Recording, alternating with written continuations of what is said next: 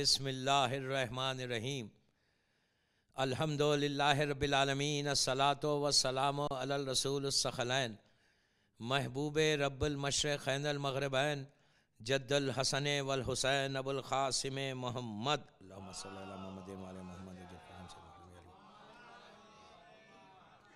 व अला अहले बैतिही तय्यबीन अत्ताहिरीन अल मासूमीन अल मज़लूमीन बिस्मिल्लाहिर्रहमानिर्रहीम क़ाला इमाम जाफ़र सादिक़ अलैहिस्सलाम या सारल्लाह वब्ना सारे वल वित्रल मौतूर अशहदु अन्नका क़द क़मता सलाता व आतैता ज़काता व अमरता बिल मारूफ़ व नहीता अनिल मुनकर।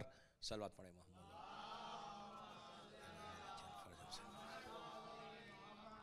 हज़रदारान इमाम जाफ़रिया सेंटर अटलांटा की ये 5वीं है, 5th मजलिस है जो मक्के से करबला तक का सफ़र है।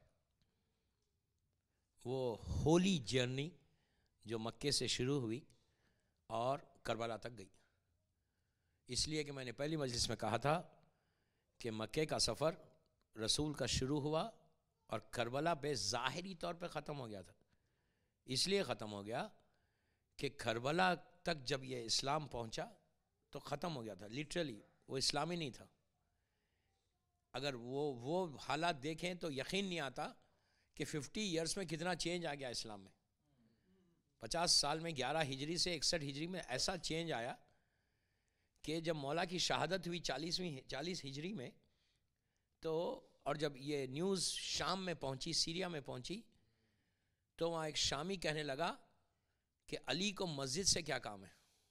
आप इमेजिन करें कि क्या इस्लाम हो गया था। ये उनकी फ़िक्र हो गई थी। मैं एक बात आपको रोक के बोलूँ, बड़े एहतियात से मैं बोल रहा, ये बात आपको हैरत होगी कि अमीर शाम ने 11 हिजरी से 50 हिजरी में 60 हिजरी समझे तो इस्लाम को, मौला के मकाम को इतना कम किया, इतना कम किया, इतना कम किया। वो तो सबको पता है कि 70,000 मेंबर से मौला की शान में गुस्ताखी करते थे। 70,000 मेंबर, एक नहीं, दो नहीं, तीन नहीं, चार नहीं, 70,000 मेंबरों से बोलते थे। दूसरी चीज़, सीरिया में जब एंटर कोई होता था, जुल्म देखें, खाली जुल्म देखें आप, ये रोने का मकाम है कि क्या मौला का मकाम पे उसने पहुंचा दिया था। जब सीरिया में कोई एंटर होता था तो जो चेक पोस्ट था वहाँ पे, उस चेक पोस्ट पे जो सीरियन सिक्योरिटी खड़ी रहती थी, आदमी को जब एंटर होने के लिए देखते थे, हर जगह सिक्योरिटी रहती थी कि कौन एंटर हो रहा, क्यों एंटर हो रहा, पूछा जाता था उससे। तो वो सब पूछने के बाद पूछते तुम्हारे पास कोई वीज़ा, आज की ज़बान में बोल रहा हूँ, वीज़ा है एंटर होने का। वीज़ा क्या था पता है आपको? जुल्म देखें आप, खाली रोने का मकाम है कि उस सीरिया में जो उस ज़माने में जो मोड ऑफ ट्रांसपोर्टेशन था, या घोड़ा था या ऊँट था, कैमल या हॉर्स, उसी पे लोग आते थे। इसलिए कि पैदल उस ज़माने में नहीं चलते थे, मीलों थोड़ी कोई चलता था पैदल। एक गांव से दूसरे गांव जाए घोड़े पे जाता या ऊँट पे जाता। आपको मालूम, घोड़े के पैर के नीचे जो नाल होती ना, उस नाल पे मौला अली का नाम लिखा हुआ रहता था। आप देखो, जुल्म का अंदाजा लगाइए कि क्या जुल्म से शियत यहां आई। इस्लाम ये स्टेज पे पहुंच गया था, मौला के नाम को नीचे लगाया गया। लेकिन आज उसका नतीजा क्या हुआ? आज अमीर शाम खत्म हो गया, अली अली रह गया। आज खत्म हो गया अमीर शाम। आज सीरिया में उसको कोई नहीं जानता, उसकी खबर का निशान नहीं है। ये तो अल्लाह की शान है। किसी को जलील करने से कोई जलील नहीं होता। मौला अली वो है कि जिसके की इज्जत अल्लाह ने की। अल्लाह की इज्जत और अली की इज्जत एक है। मौला अली के सदक़े में ज़मीन और आसमान पैदा हुए। वो खसीम नारे व जन्ना है, जन्नत और जहन्नम का बांटने वाला है। इनको तो पूरा लेके जाएगा। सलवात पढ़े मोहम्मद वाले मोहम्मद।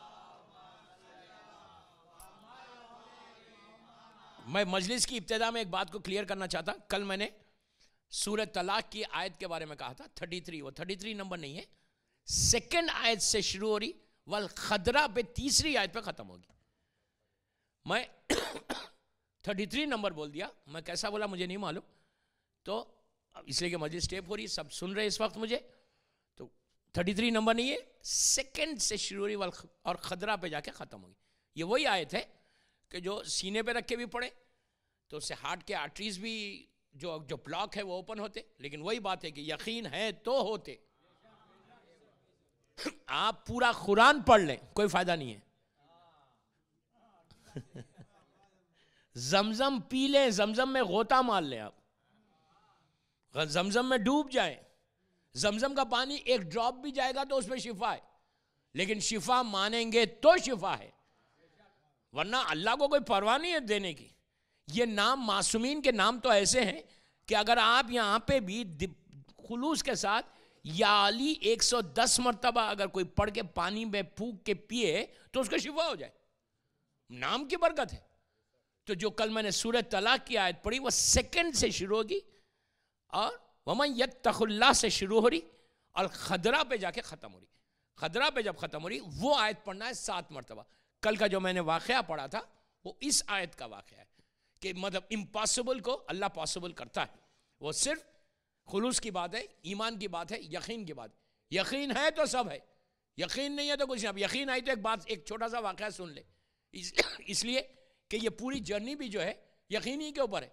रसूल को जिसने यकीन के साथ माना तो वह सलमान और अबूजर बने, नहीं जिसको यकीन नहीं था वो अबू जहल था, अबू लहब था। जबान से बोल रहे थे सादिक है, जब तुम मान रहे हो कि ये ऑनेस्ट है तो फिर उसकी ये बात क्यों नहीं मानते? अकल की बात है ना, लॉजिक है ना। जब तुम बोल रहे कि तुमसे बड़ा सादिक कोई नहीं है, तुमसे बड़ा ऑनेस्ट कोई नहीं, रसूल को बोल रहे थे वो लोग, लेकिन इस मामले में ऑनेस्टी क्यों नहीं मानते? यहां मक्के के भी आज हालात 2-3 बताऊंगा कि कैसा जुल्म कर रहे थे वो लोग। तो यकीन के ऊपर, बिलीव के ऊपर बात आई ना, तो बिलीव क्या था? अच्छा एक बात मैं यहां रोक के आपको बोलूं कि आज हमारे लिए भी ये मैसेज है कि हमको भी अपनी सारी इबादतों में, अपनी लाइफ में यकीन रखना चाहिए। अगर बिलीव नहीं है ना तो कोई इबादत कबूल नहीं है। डेली आप नमाज पढ़े और आपको यकीन ही नहीं है, आपका बिलीव ही नहीं है कि अल्लाह देगा या नहीं देगा, तो फायदा क्या है? रात भर बंदा इबादत कर रहा, रात भर सजदे कर रहा और यकीन ही नहीं है उसको, लेकिन पढ़े जा रहा है कि आदत है।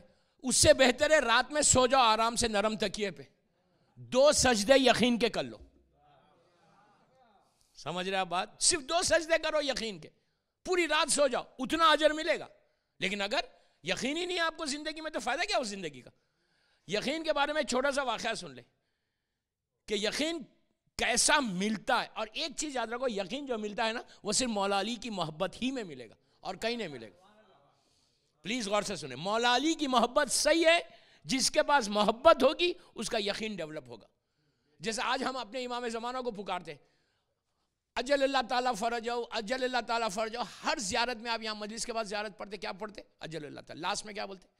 नमाज के बाद ज़ियारत में पूरी लाइफ हम अजल अल्लाह बोलते हुए आए कि मौला आइए, मौला आइए, मौला आइए। वो तो आएंगे, हम बोले या ना बोले मौला को आना है। लेकिन कितना यकीन है मौला के ऊपर? कोई यकीन है तो हम यहां से बोल रहे हैं, यहां से नहीं बोल रहे। टिप ऑफ द टंग से कोई इबादत नहीं होती। बिलीव को स्ट्रांग करो, और जितना तुम्हारा बिलीव स्ट्रांग होगा ना, तुम्हारे सामने से पर्दे हटने लगेंगे। यकीन करें, पर्दे ऐसे पर्दे हटते ना, मैं तो ऐसे लोगों को जानता हूं कि माशाल्लाह उनका आलम यह है कि दीवार के पीछे क्या है बोलते, आज के जमाने में इविल वर्ल्ड है, उसके बाद ये बात बोल रहा हूं।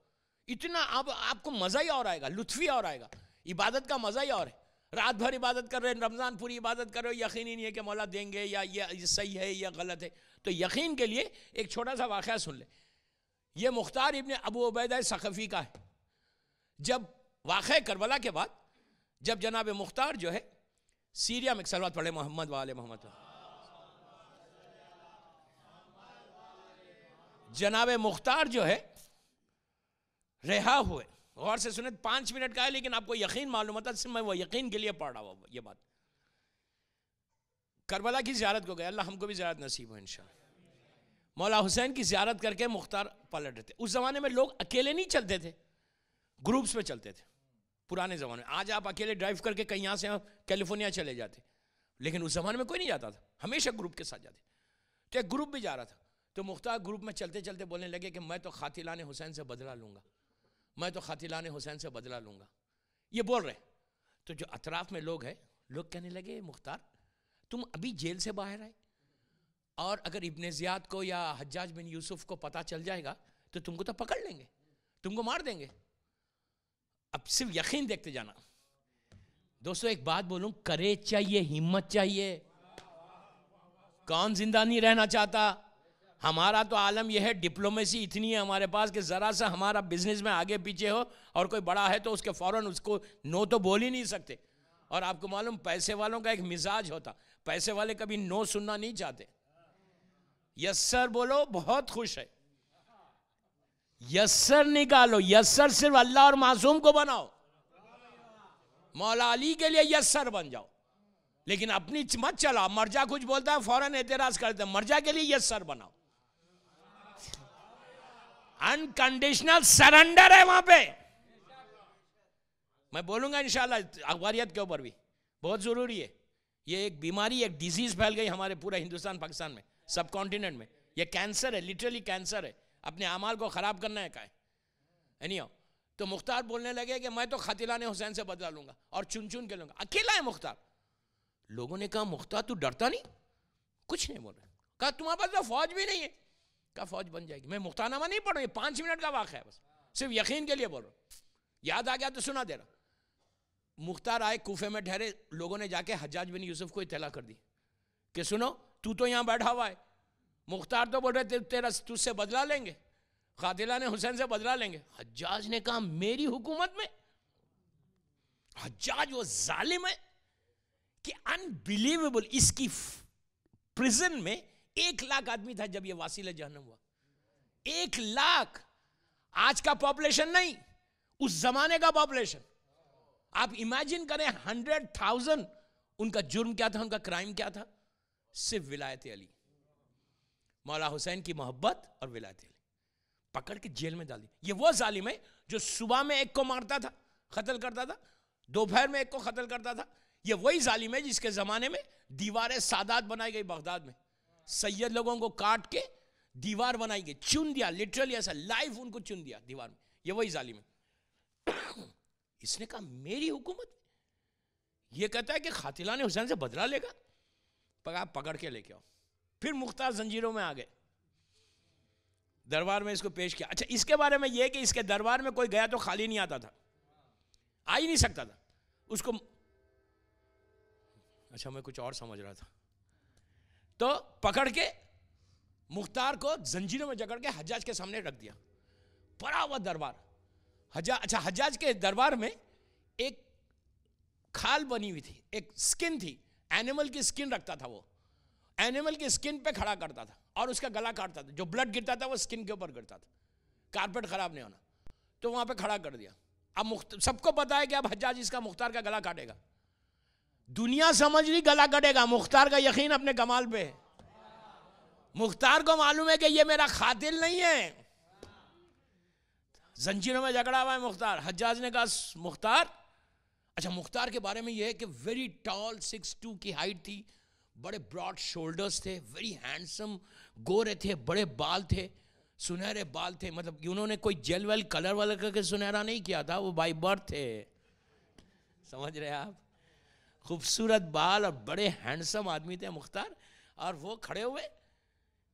हज्जाज ने कहा मुख्तार तू कहता है लोगों के सामने कि तू मुझे कत्ल करेगा, खातिलाने हुसैन से बदला लेगा। मैं मुख्तारनामा नहीं पढ़ रहा, मैं अपने टॉपिक पे जा रहा हूँ वापस, सिर्फ 5 मिनट के लिए। तो उसने कहा कि मुख्तार ने दरबार में ये नहीं कहा कि मैंने नहीं बोला। कहा ऑफ कोर्स मैंने कहा है। पुकार के कहा हज्जाज को कोई जवाब दे कि हाँ मैंने कहा है। ये तो हज्जाज की इंसल्ट। उसने कहा मैं अभी तुझे कत्ल करा दूंगा। मुख्तार ने कुछ नहीं कहा। उसने अपने साथी से कहा, जो उसका वजीर था, कहा कि जाओ अंदर जो खजाने में जो तलवार है जहर में डूबी वो लेके आओ। वो गया, वापस आ गया खाली हाथ। कहने लगा कि जिसके पास चाबी है, की है, वो वहां पे नहीं है। मुख्तार ने जोर से हंसा। हंसना था, इसकी इंसल्ट हो गई कि तुम मेरी दरबार में मेरी इंसल्ट कर रहा। उसने अपने साथी से कहा कि जाओ इसको कत्ल करो। दरबार में हो रहा, उसका जो दूसरे लोग थे, खंजर लेकर आगे बढ़ा। वो पैर उसका उलझा, कारपेट में गिरा, खंजर उसके पेट में लग गया। एक तो वहीं, दूसरा वहां खत्म। फिर मुख्तार हंसने लगे। अब हज्जाज का गुस्सा और बढ़ने लगा। तीसरे से कहा कि जा अभी इसका सर कलम करो। ये पहुंचा, वो पहुंच रहा था। मैं हिस्ट्री के तारीख का ये वाक़या पढ़ा, कभी मुख्तारनामा पढ़ूंगा डिटेल में। मुख्तारनामा 10 मिनट 15 मिनट का नहीं होता, एक एक मजलिस 1.5 घंटे की होती। वो तैयारी करके फिर पढ़ूंगा 10। मैं तो पढ़ चुका, यूट्यूब पे मेरा मुख्तारनामा है, सुन लेना। जब तीसरा आदमी चला तो दरबार में एक बिच्छू पैदा हुआ और उसको डंक मारता, वो वहीं गिर जाता।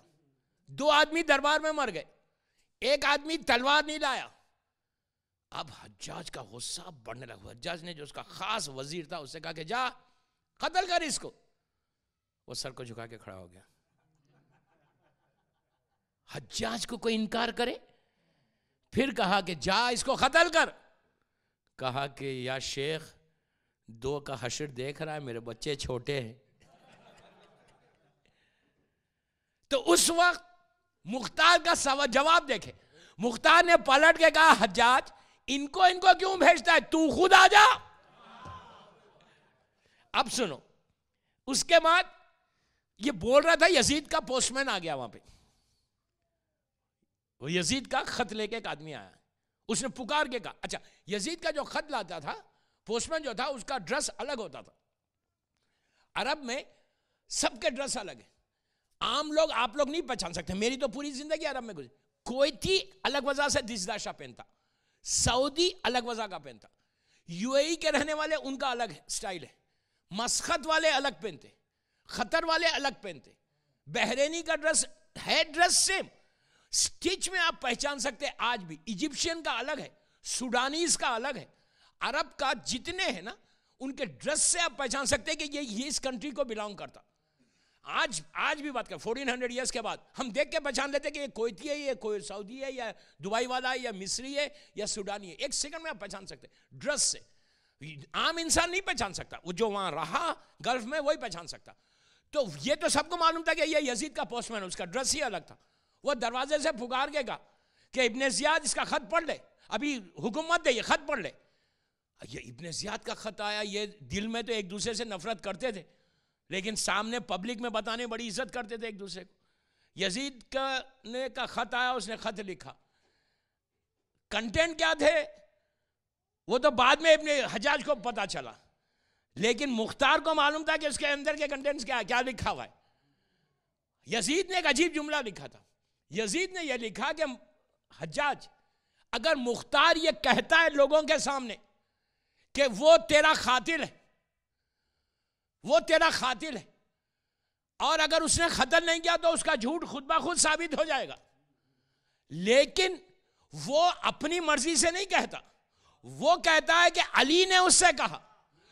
तो एक बात याद रख ले, अगर तू उसको छोड़ दे, मेरे एक वजीर ने मुझसे सिफारिश की उसको छोड़ दे, अगर उसने तुझे कत्ल नहीं किया तो वो झूठा साबित होगा।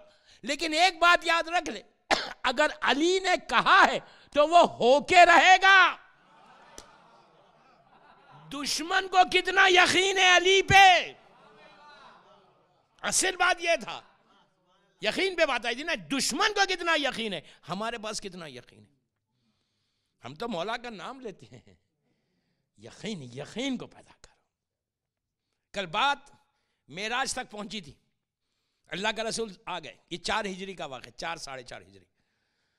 5 हिजरी में शहजादी कौनैन की विलादत हुई। 20 जमात-उस-सानी हिजरी नहीं, इस्लाम आने के 5 साल के बाद, बेसत आप जिसको बोलते हैं, 5 इयर्स का जब इस्लाम हो गया था, जब शहजादी कौनैन की विलादत हुई।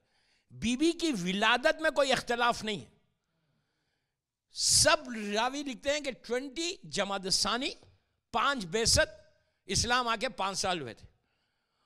19 की रात थी, सुबह का वक्त था। मक्के में अजीब बात है दोस्तों, फजर से बिल्कुल पहले खतीजतुल कुबरा, ये वो बीबी है, आगे इनका जिक्र आएगा, कि जिनका अजीब एहसान इस्लाम के ऊपर है। अफसोस ये बात है कि हम अपनी इस मां का जिक्र ज्यादा नहीं करते। तारीख में बीबी का जिक्र बहुत कम है। सही बुखारी में 8 रिवायतें हैं, बस हदीसें हैं। जबकि सही बुखारी में एक दूसरी जो खातून है जिन्होंने सिर्फ मैरिड लाइफ 3 या 4 साल से ज्यादा नहीं गुजारी रसूल के साथ, 3 या 4 साल से ज्यादा मैरिड लाइफ उनकी है ही नहीं, उनसे कम से कम 1000 या 1500 हदीसें हैं। बीबी खतीजा के साथ रसूल ने मैरिड लाइफ 27 इयर्स के करीब गुजारी, सबसे ज्यादा बीबी के साथ गुजारी। मुसलमानों ने बीबी को भुला दिया, यह अजीब हिस्ट्री है इस्लाम की। खतीजा की तरफ से कुछ आया ही नहीं, रिवायतें ही नहीं, बड़े बड़े बातें तो बहुत हैं, लेकिन एक चीज याद रखो, दूसरी रसूल की जितनी बीवियां हैं, जितनी वाइफ्स हैं, कोई स्टेटस में एक दूसरे के, वो जो जिस बीवी के बारे में इस्लाम बहुत बोलता है ना, उनका तो कोई स्टेटस ही नहीं है। इसलिए स्टेटस हम अल्लाह के पास देखते हैं, रसूल के पास क्या स्टेटस है वो देखना है, दुनिया में क्या स्टेटस देखना है। एक चीज से अंदाजा हो जाता है कि खतीजा का स्टेटस क्या है। जितनी वाइफ्स है, दुश्मन से दुश्मन राइटर भी हिस्ट्री में ये नहीं लिखा जो चीज खतीजा के लिए लिखी। सिर्फ रसूल के 9 या 10 वाइफ्स में सिर्फ एक ही बीवी ऐसी है जिसको खतीजतुल कुबरा कहा। कुबरा यानी बड़ा। तो एक बात कंफर्म हो गई, सब छोटे थे, सोगरा थे, ये कुबरा थी। ये सबसे बड़ी बात है बीबी का कि दुश्मन ने भी कुबरा लिखा, उनको नहीं लिखा कुबरा, उनको लिखा कि बड़े अपने, वो लिखा हुआ क्या है कि वो अपनी तारीफ बहुत करती थी। अपने आप को प्रेस कौन करता है? हाँ, आज अगर कोई खड़े रह के बोले मैं बड़ा स्मार्ट हूं तो लोग क्या बोलेंगे? दीवाना हो गया। मैं उनको दीवाना नहीं बोल रहा, मैं एक बात बोल रहा हूं। तो बहरहाल खतीजा जो है के पास मलकतुल अरब, इतनी दौलत। आज हमारे पास क्या दौलत है? हम पैसे ही क्या है हमारे पास? इतना पैसा था कि आप इमेजिन नहीं कर सकते खतीजतुल कुबरा के पास। और ये पैसा इन्होंने इस्लाम आने से पहले कमाया। सबसे बड़ी बात यह है, आप ये देखो, इस्लाम ने जिसको बाद में हराम किया, वो खतीजा की निगाह में पहले से हराम था। असल बात यह है कि खतीजा की निगाह में वो पहले से हराम था। खतीजा और इतनी दौलत के मलकतुल अरब कहा, रिचेस्ट लेडी, हिस्ट्री की रिचेस्ट लेडी अरब की बीबी खतीजा कुबरा थी। लेकिन पूरा पैसा कुर्बान कर दिया। आपको पता है जब आपके लास्ट डेज में आपका क्या हाल हो गया था? 1 दीनार नहीं था आपके पास, 1 दीनार नहीं था। पूरा पैसा इस्लाम को दे दिया। हम आज $1 नहीं देते। नहीं, आप लोग तो बहुत देते। मैं एक बात बोल रहा हूं कि हम $1 देने से पहले सोचते, 10 दफा सोचते इसको देना या नहीं देना। खतीजा ने पूरी दौलत लुटा दी। इसीलिए आज जो खुम्स को वाजिब किया ना, ये खतीजा का एहसान अल्लाह उतारना चाहता। खतीजा का एहसान है जो आज खुम्स को वाजिब किया कि तुमने मेरे इस्लाम के लिए किया है। मैं तुम्हारी नस्ल में पूरी कयामत तक खुम्स को वाजिब कर दिया कि तुम्हारी नस्ल को दिया जाए।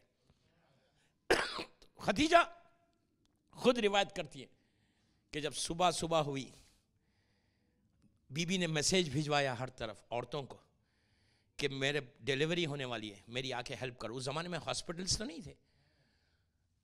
पूरी औरतों ने इनकार कर दिया। लेकिन इस बीबी का यकीन इतना था, उनका कंप्लेन क्या थी कि तुम यतीम अब्दुल्ला को छोड़ दो, हम तुम्हारी मदद करेंगे। बीबी ने कहा नहीं। वो रात आई 20 जमादुस्सानी की 5 बेसत। जब रात आई, सुबह का वक्त था, बीबी खतीजा कहती हैं कि वही 4 बीबियाँ आई जो रसूल के लिए आई थी। जनाब मरियम आई, जनाब हाजरा आई, जनाब सारा आई, जनाब कुलसूम आई। और जब आई तो सुबह में, इसके डिटेल में नहीं जा रहा, सुबह का वक्त था। बीबी कहती है कि एक नूर बुलंद हुआ कमरे में। जब नूर कम हुआ तो मैंने देखा कि एक छोटी सी बच्ची है जो सजदे में है, अल्लाह की वहदानियत का ऐलान कर रही, अपने बाबा की रिसालत का, अपने होने वाले शौहर की विलायत का। तीनों ऐलान किया। उसके बाद बीबी हाजरा ने उठाया, बीबी मरियम ने उठाया। कौसर का पानी था, वहाँ पे जन्नत का लिबास था, शहजादी को दिया। पूरे मक्के में एक नूर फैल गया। बीबी की विलादत के साथ पूरा मक्का रोशन हो गया। अच्छा, रोशन ऐसा नहीं जैसा बिजली चमक रही, नहीं, रोशनी ठहरी रही। देखिए उस जमाने में, आज अगर रोशनी हो जाए ना, ब्राइटनेस हो जाए, तो आज लोगों को फिक्र नहीं होती, इसलिए कि हर दुनिया में इतनी लाइट्स है, फिक्र नहीं करते। उस जमाने में अंधेरा रहता था, लाइट का तस्वुर ही नहीं था। और 20 जमात सानिया ने चांद नीचे हो गया, अब चांद की रोशनी भी नहीं है, चांद नीचे हो गया। तो यह हाल था कि पूरा मक्का जो है इतना रोशन और रोशनी ठहरे रही, लोग घबरा गए कि ये रोशनी कहां से आ रही। तो रसूल ने कहा कि जाके खतीजा के हुजरे को देखो। बीबी खतीजा के हुजरे से रोशनी बुलंद हो रही थी। बीबी की विलादत हुई। बीबी की विलादत जैसी हुई, ये जितने अबू जहल, अबू लहब, उतबा थे ना, बहुत खुश हो गए। खुश होकर रसूल के पास आए। आगे कहा तुम तो अबतर हो गए, तुमको तो बेटी पैदा हुई, अब तुम्हारी नस्ल ख़त्म हो गई। अब ये लोग एक्साइटेड हो गए कि अभी ये ख़त्म हो जाएंगे तो इनकी नस्ल ही नहीं रहेंगी, तो ये मैसेज को कोई लेके आगे बढ़ेगा ही नहीं। ये चक्कर में बड़े खुश हो रहे थे कि अब तो ख़त्म हो गई नस्ल। रसूल को हल्का सा रंज हुआ, हर्ट हुए रसूल। जैसे ही हर्ट हुए, अल्लाह ने जिब्राइल को भेजा और कहा कि मेरे हबीब से जाके कहो कि इन्ना आताइना कल कौसर, कि मेरे हबीब हमने आपको कौसर अता किया। सूरह कौसर नाजिल हुआ शहजादी की विलादत के ऊपर। अब वहां से मक्के में इस्लाम चलने लगा, फैलने लगा, लेकिन हालात इतने खराब हो गए कि 70 मुसलमानों के साथ, जनाब जाफर तैयार के साथ, रसूल ने अफ्रीका भेज दिया। इनको अफ्रीका चले गए जनाब जाफर तैयार इब्ने अबू तालिब, 70 मुसलमानों को, जिसमें जनाब उम्मे सलमा और उम्मे सलमा के शौहर वो भी चली गई, वो भी अफ्रीका चलेगी। और अफ्रीका जाके जनाब जाफर तैयार अफ्रीका में 14 साल या 15 साल रहे, ऑलमोस्ट 15 ईयर्स। ये वापस कब आए? ये उस वक्त वापस आए जब वापस आए तो इस्लाम मदीने में आ गया था। मौला अली खैबर में गए हुए थे, जाफर तैयार वहां पहुंचे। जब वहां पहुंचे तो पूछा रसूल कहाँ है, तो कहा रसूल खैबर गए हुए। खैबर मदीने से 170 किलोमीटर के ऊपर है आज भी, लेकिन आज वो डिफेंस का पूरी एरिया है, उसको पूरा बैरिकेड कर दिया, कोई जा नहीं सकता। लेकिन वहाँ की तस्वीरें मेरे पास है कि कुछ साल पहले तक, आज से 25 या 30 साल पहले तक वो दरवाज़ा भी पड़ा हुआ था। लेकिन फोर्ट, खैबर का फोर्ट आज भी मौजूद है मदीने में। खैबर जो एरिया है वो लिखा हुआ है वो एरिया पे, ये खैबर फोर्ट बहुत बड़ा फोर्ट है और सॉलिड रॉक का है। जब मैं खैबर पढ़ूंगा, जब मदीने में जब एंटर होऊंगा, जब खैबर की जंग आएगी तो मैं बताऊंगा कि फोर्ट कैसा था और मौला ने जंग कैसे लड़ी थी। वो तो आखिरी मजलिसों में आएगा। तो वो वहाँ पहुँचे तो ये वो टाइम था कि जो मौला अली मरहब को मार के सर एक हाथ में था, एक हाथ में जुल्फ़िकार थी, इसको लेके आ रहे थे। 15 साल के बाद जनाब जाफर तैयार और अली से मुलाकात हुई। दोनों भाई गले मिले। मिलके ये दोनों भाई रसूलुल्लाह के खैमे में एंटर हुए। जैसे खैमे में एंटर हुए, रसूलुल्लाह इंतज़ार कर रहे थे मौला अली का, लेकिन जैसे मौला अली के साथ जनाब जाफ़र को देखा तो रसूल अपने मकाम से उठ गए। जनाब मौला को सीने से लगाया, सीने से लगा के जनाब जाफ़र तैयार को लगाया। उसके बाद वो नमाज दी, जो नमाज मैं अक्सर यहाँ पढ़ाता हूँ। इंशाल्लाह 25 दिसंबर को यहाँ नमाज वो अमल करवाऊँगा। तो जनाब जाफ़र, बात ये करना है कि जाफ़र तैयार अफ्रीका गए, 15 साल रहे। 15 साल उन्होंने प्लीज गौर से सुनना, 15 साल उन्होंने इस्लाम को प्रीच किया अफ्रीका में। उस जमाने में इंटरनेट नहीं है, उस जमाने में टेलीफोन नहीं है, उस जमाने में कोई चीज नहीं है जो कम्युनिकेशन पहुंचे। और यहाँ मदीने में इस्लाम पहुंच गया, नमाज वाजिब हो गई, रोजे वाजिब हो गए। और जनाब जाफर तैयार अफ्रीका में, तो जनाब जाफर तैयार जो नमाज पढ़वा रहे थे, वहां पे रोजे रखवा रहे थे, तो वो वहां जो लोग रोजा रख रहे थे, नमाज पढ़ रहे थे, तो वो किसको देख के रख रहे थे? किसको देख के? तकलीद आज की नहीं है। अब समझ में आया? आसानी से मर्जे पे एतराज करना आसान है, तकलीद आज की नहीं है। ये मत बोलो कि आज हम आगे सिस्तानी या आगे खुई की तकलीद कर रहे। मैं एक एक जुमले का जिम्मेदार हूं, एक एक वर्ड का जिम्मेदार हूं। 5 दिन हूं अटलांटा में, मुझे प्रूफ करो कोई कि तकलीद कब से? इस्लाम 5 साल का इस्लाम हुआ, 5 इयर्स। रसूल जिंदा है। 15 साल, मेरा सवाल है, जवाब दो मुझे। 15 साल अफ्रीका में जो मुसलमान हुए, जो नमाज पढ़ी, रोजे रखे। रोजे कब वाजिब हुए इस्लाम पे? इमाम हसन की विलादत 3 हिजरी, और जाफर वापस आते हैं 6 हिजरी में। 3 साल रोजे रखे। नमाज कब वाजिब हुई? पहली हिजरी, मदीना पहुंचने के बाद। तो जब नमाज पढ़ी, वजू किया। वजू कैसे किया? ऐसे किया या ऐसे? मैं पूछ रहा आपसे। आज जो एतराज करते हो ना मर्जा पे, करने से पहले पूछो बाबा इसकी तारीख क्या है, हिस्ट्री क्या है। आज की तकलीद नहीं है। जितने लोग जाफर के जमाने में अफ्रीका में इस्लाम एक्सेप्ट करके जो इंतकाल करे, मरे, उनसे जब अल्लाह रोज़े महशर पूछेगा कि तूने वजू ऐसे क्यों किया, ऐसे क्यों नहीं किया, तो वो जवाब क्या देंगे? जवाब क्या देंगे? उनसे, वो उन मुसलमानों से अल्लाह पूछेगा तूने रोजा पहले क्यों नहीं खोल लिया, बाद में क्यों खोला? तो वो जवाब क्या देंगे कि हमको जाफर तैयार ने बताया। तो तखलीद किसकी हुई? You understand what I mean? तखलीद आज की नहीं है। ये मत बोलो, ये जहालत है बोलना। क्या शुरू हुई तखलीद? गैबत इमाम में शुरू हुई। गैबत इमाम में शुरू नहीं हुई। तखलीद रसूल के जमाने से, जाफर तैयार के अफ्रीका में जो इस्लाम को प्रीच किया। तखलीद का मतलब क्या है? किसी को फॉलो करना। मैं तो ये कहता हूं यार, आज तुम लोग मर्जा के लिए बोलते हो कि हम तखलीद क्यों करें, हम तो अखबारी हैं। Very good. अखबारी के पूरे माने नहीं मालूम होंगे कि अखबारी बोलते किसको है।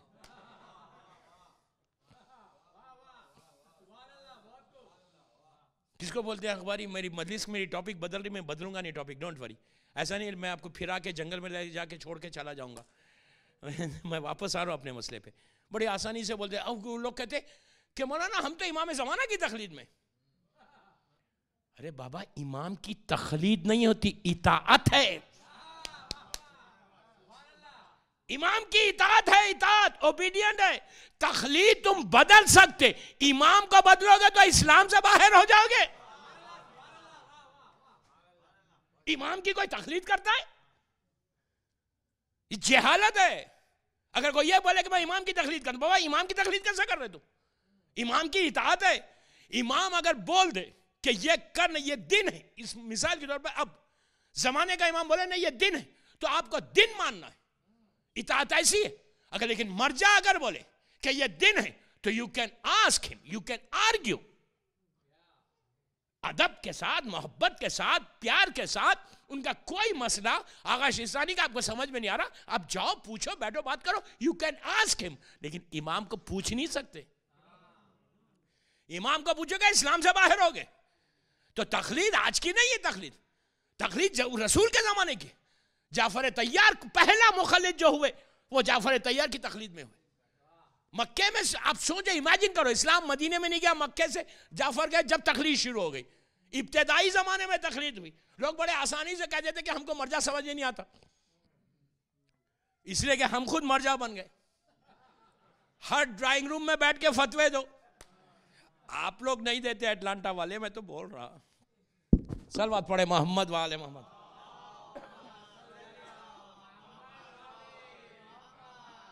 एक और पढ़ लीजिए।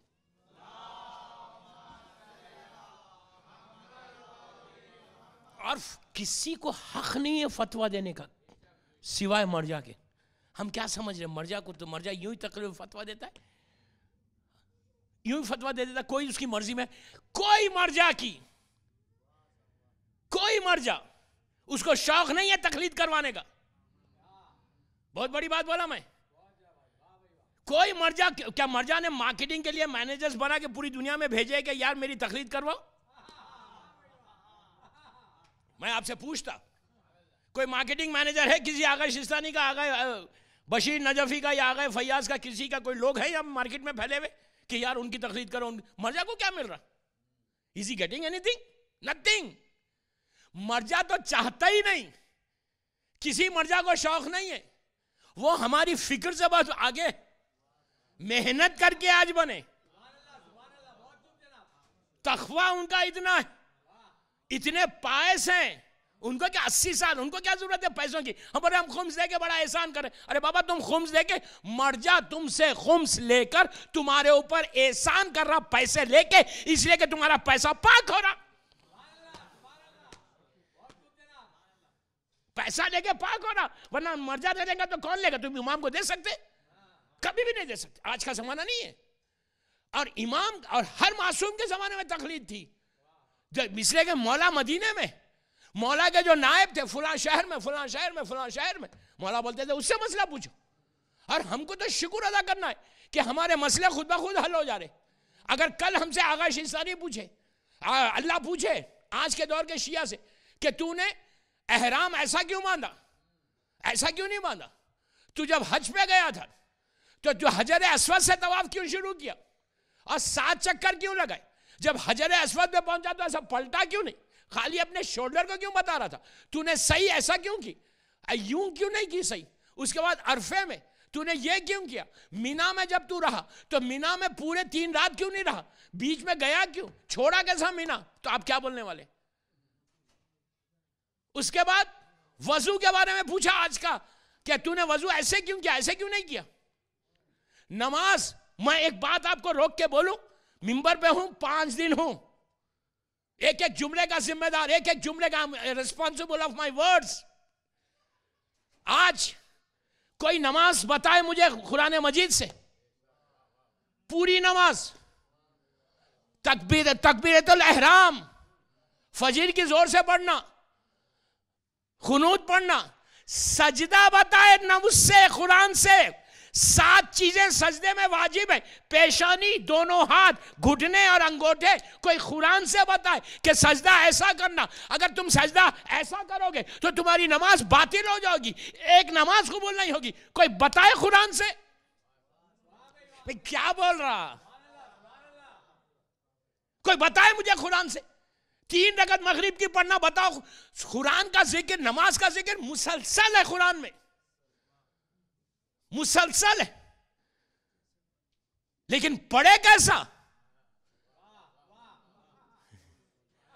ब्रोकन नमाज नहीं चलती, इधर का लेके उधर का लेके उधर का। ये तो शुक्र अदा करो अपने इमाम का कि इमाम ने तुमको तखलीद करा के तुम्हारी इबादतों को कबूल करवा दिया।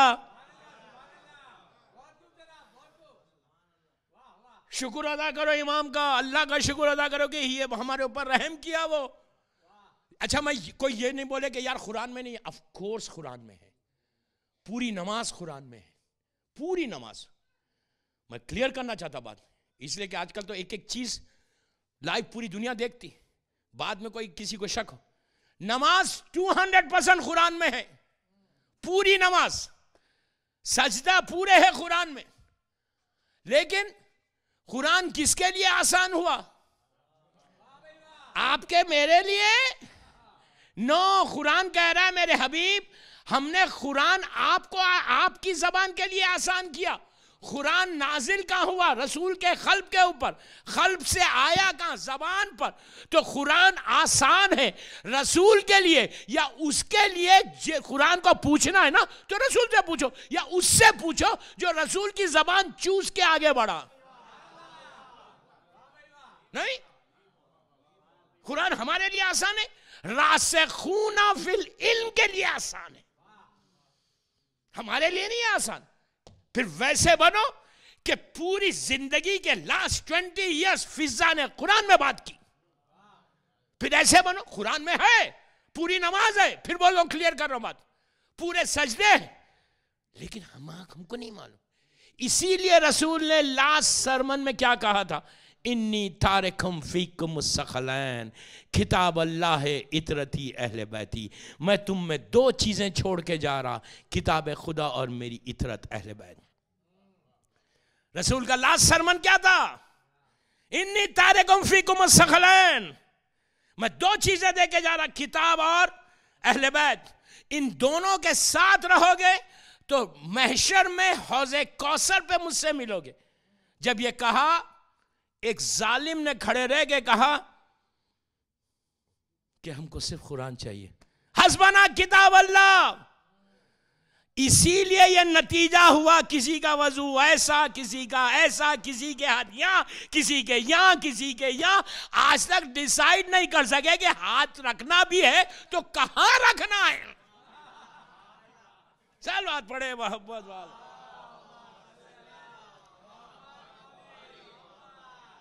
सलवात पढ़ लीजिएगा। और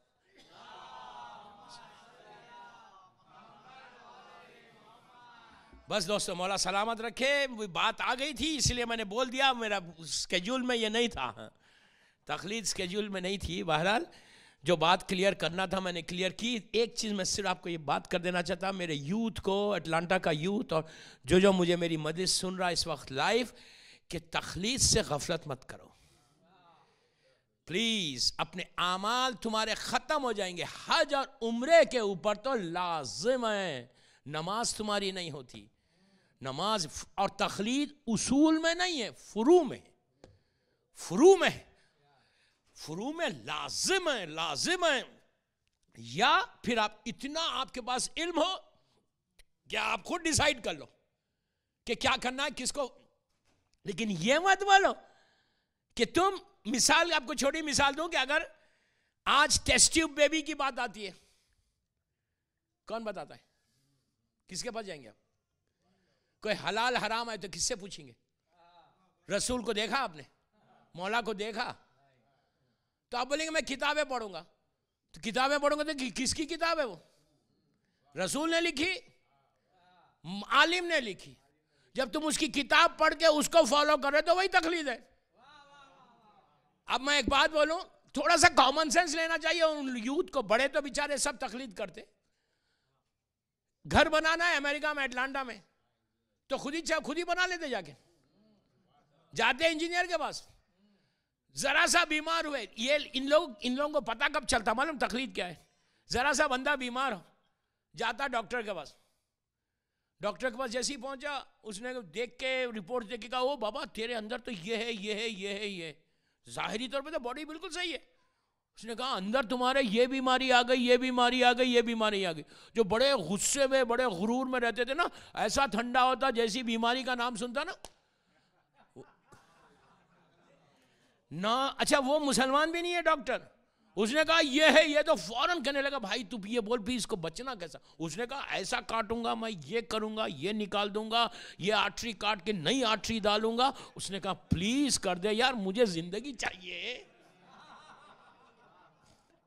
डॉक्टर की तकलीद में चले गए इस बॉडी को प्रोटेक्ट करने के लिए। 60, 70, 80 साल की बॉडी को, जो रूह हमेशा रहने वाली है, उसको भूल गए।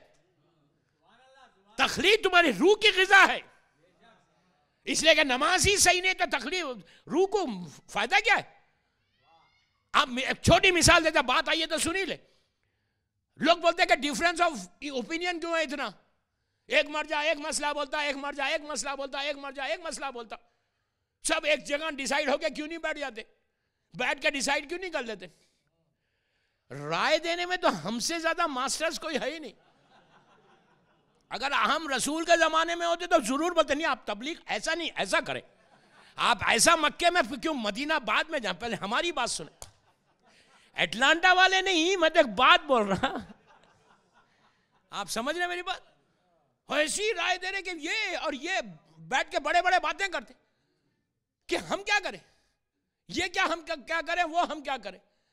आगा खुई, देखिए ये जो डिफरेंस ऑफ ओपिनियन है, आगा शिस्तानी कुछ बोलते, आगा फयाज कुछ बोलते, आगा हकीम कुछ बोलते, आगा बशीर नजफी साहब कुछ बोलते। चारों की फिक्र अलग है। मैं मिसाल दूं छोटी सी। अटलांटा में, अल्लाह आप सबको सलामत रखे, मिसाल के तौर पे किसी को फीवर आया, मार्केट में 4-5 डॉक्टर्स हैं, आप एक डॉक्टर के पास गए, उसने एक प्रिस्क्रिप्शन लिखा कि भाई ये मेडिसिन, ये टैबलेट्स लो। दूसरे बच्चे को वही बीमारी, डॉक्टर, वो दूसरे डॉक्टर के पास गया, उसने दूसरी मेडिसिन लिखी, वही बुखार को दूसरी टैबलेट्स लिखी, तीसरे ने तीसरी लिखी, चौथे ने चौथी लिखी। हर आदमी ने अलग अलग प्रिस्क्रिप्शन लिखा, लेकिन एंड ऑफ द डे सबका इलाज बुखार का उतारना था। तो एग्जैक्टली यही है हमारे आगाए शीस्तानी की फिक्र, शीस्तानी की जो तहकीक है। तकलीद है क्या? ये जो फतवा देते, ये फतवा देते कैसा? फतवा कोई मर्जा देता कैसे? मिसाल के तौर पे आगाए खुई का फतवा था और आगाए खुमैनी साहब का फतवा था, एक ही जमाने के दोनों बड़े मर्जा जो सब जानते हैं। खुई साहब 92 में, जिन 93 में इंतकाल हुआ, शायद 92 93 में, आगाए खुमैनी साहब का 89 में हुआ। तो इस सब जानते हैं खुमैनी साहब और खुई साहब, दोनों का फतवा अलग अलग था। हम पहले हज पे जब गए थे तो हम आगाए खुई की तकलीद में थे, और हमारे साथ कोई आगाए खुमैनी साहब की तकलीद में थे। तो आगाए खुई की जो तकलीद में थे, आगाए खुई ये कहते थे कि अगर एहराम मस्जिद शजरा से बांधने के बाद जब तुम चलो तो तुम रात में जब जाओ तो तुम बंद गाड़ी में जाओ या खुली गाड़ी में जाओ, यानी ओपन जाओ, छत वाली गाड़ी में नहीं जाओ, या छत वाली गाड़ी में जाओ या बगैर छत की गाड़ी में जाओ, तुमको एक बकरा देना पड़ेगा रात में। औरतों के लिए यह मसला नहीं था, मर्द के लिए था। यही मसला आगाए खुमैनी साहब ये कहते थे कि रात में अगर कोई मर्द एहराम मस्जिद शजरा से बांधे, किसी भी मीकात से बांधे, और वो रात में बंद गाड़ी में जाए तो उसको बकरा देने की जरूरत नहीं है, कफारा देने की जरूरत नहीं है। आगाए खुमैनी ये कहते थे, आगाए खुई ये कहते थे। तो हम लोग आगाए खुई के थे, तो हमको उन लोगों ने, वो जो हमारे हमले वाले थे, उन लोगों ने ओपन कार में, ओपन बस में लेकर गए थे कि हमसे ज्यादा आगाए खुई के थे। तो ओपन बस में लेके हमको बकरा नहीं लगा। लेकिन अगर बंद गाड़ी में जाए, जब बाद में हमने उम्रा किया तो बंद गाड़ी में क्या था, हमको एक बकरा था। खुमैनी साहब कहते हैं बकरा नहीं है, और खुई साहब कहते हैं बकरा है। अगर अब कोई बगैर तकलीद के हज पे चला जाए, हज पे जाके बोले मैं नहीं मानता, मैं तो बंद गाड़ी में जाऊंगा, इसलिए कि खुली गाड़ी अवेलेबल नहीं रहती, आज अवेलेबल नहीं है वो, हो सकता आज हो लेकिन मुझे नहीं मालूम। उस जमाने में बहुत चंद गाड़ियां थी जो शिया हमले लेते थे खाली। तो अगर आज का कोई जाए हज पे या उम्रे पे जाए और बोले मैं नहीं मानता, मैं तो बंद गाड़ी में जाऊंगा एहराम बांध कर, और मैं बकरा वकरा देने वाला नहीं हूं, ये याद रखो, कफारा मिसाल की तौर पे एहराम बांधने के बाद आपने पकड़ के अपने बाल को खींचा, वही खींचेगा जिसके सर पे बाल हो, जो बॉल्ड है वो तो नहीं खींचेंगे ना। मुझे जो बोलना था मैंने बोल दिया। बाल खींचा, खाली एक बाल खींचा एहराम बांधने के बाद। आपको पता है एक बकरा देना है, खाली बैठे हुए आप, वहां पे घास है, ग्रास है, आप पकड़ के घास को खींच रहे, कफारा है। चूंटी जारी, बैठे हुए आदत रहती यूं करने की, और बाज़ क्या होता है, अभी तो बाल कटे नहीं, फौरन मिरर के पास जाके, एक आदत है ना यूं यूं करके यूं करने के लिए, जेल पे हाथ चला गया, थोड़ा लाइट जेल भी लगा लो, स्मार्ट तो बन नहीं है ना, इसलिए कि सर तो खुला हुआ है, लगा लिया, बकरा देना है। और कोई बोले नहीं मैं तो नहीं देता बकरा, मैं क्यों दूं बकरा? क्या बाल को खींचने में बकरा है? क्या एक चूंटी को मारने में बकरा है? क्या आईने में देखने में बकरा है? मिसाल दे रहा, कफारा है, नहीं देता, आपका हज कबूल नहीं होता।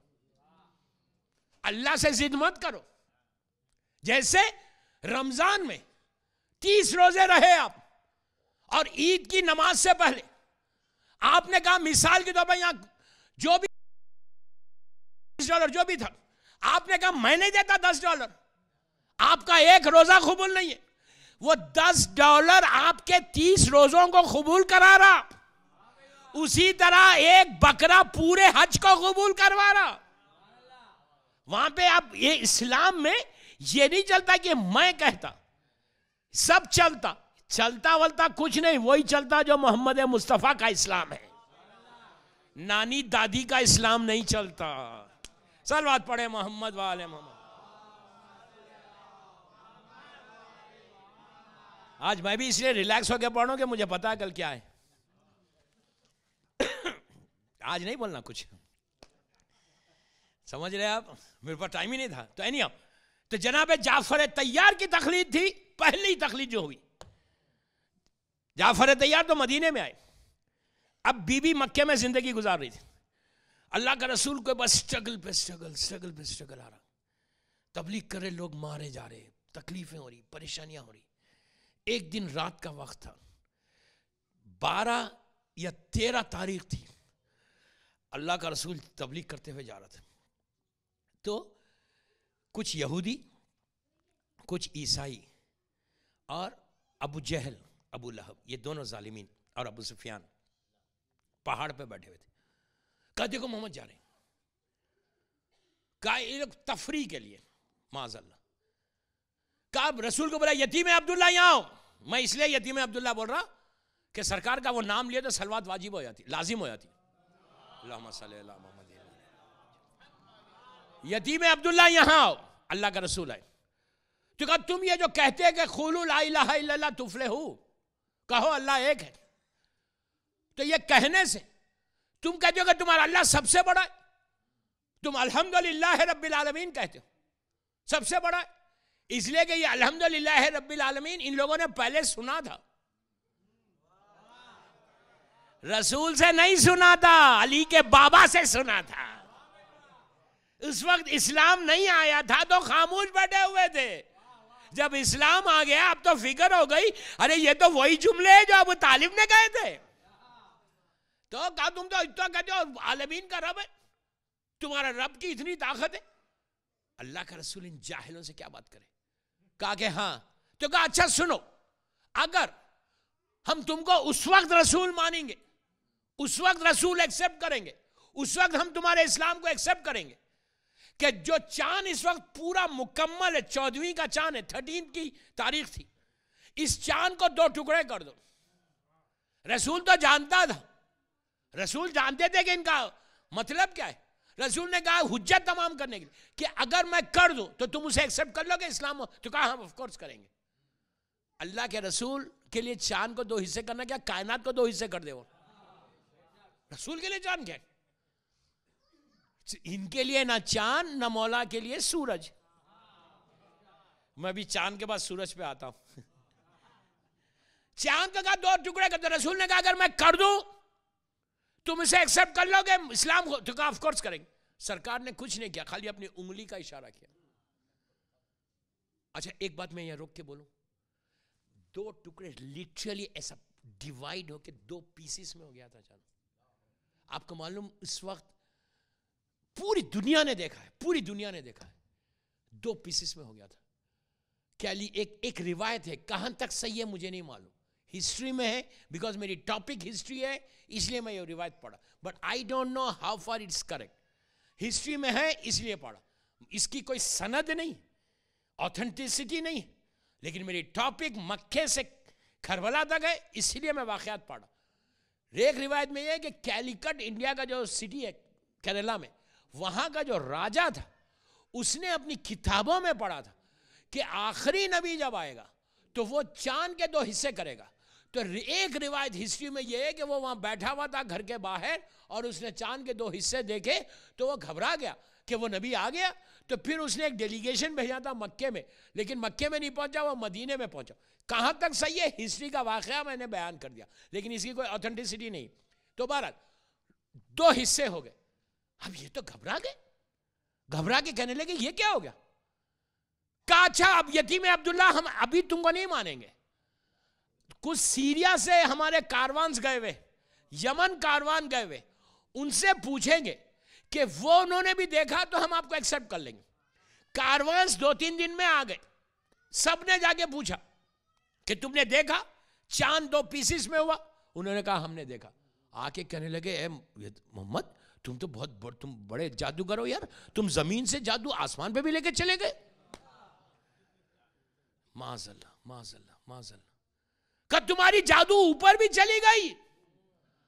ये काफिर था। यही चीज सूरज पे जब मौला के लिए सूरज पलटा था तो उस वक्त भी यही कहा था। वो लोग कि जो सुलह हुदैबिया पे रसूल पे शक कर रहे थे, मैं नाम नहीं ले रहा,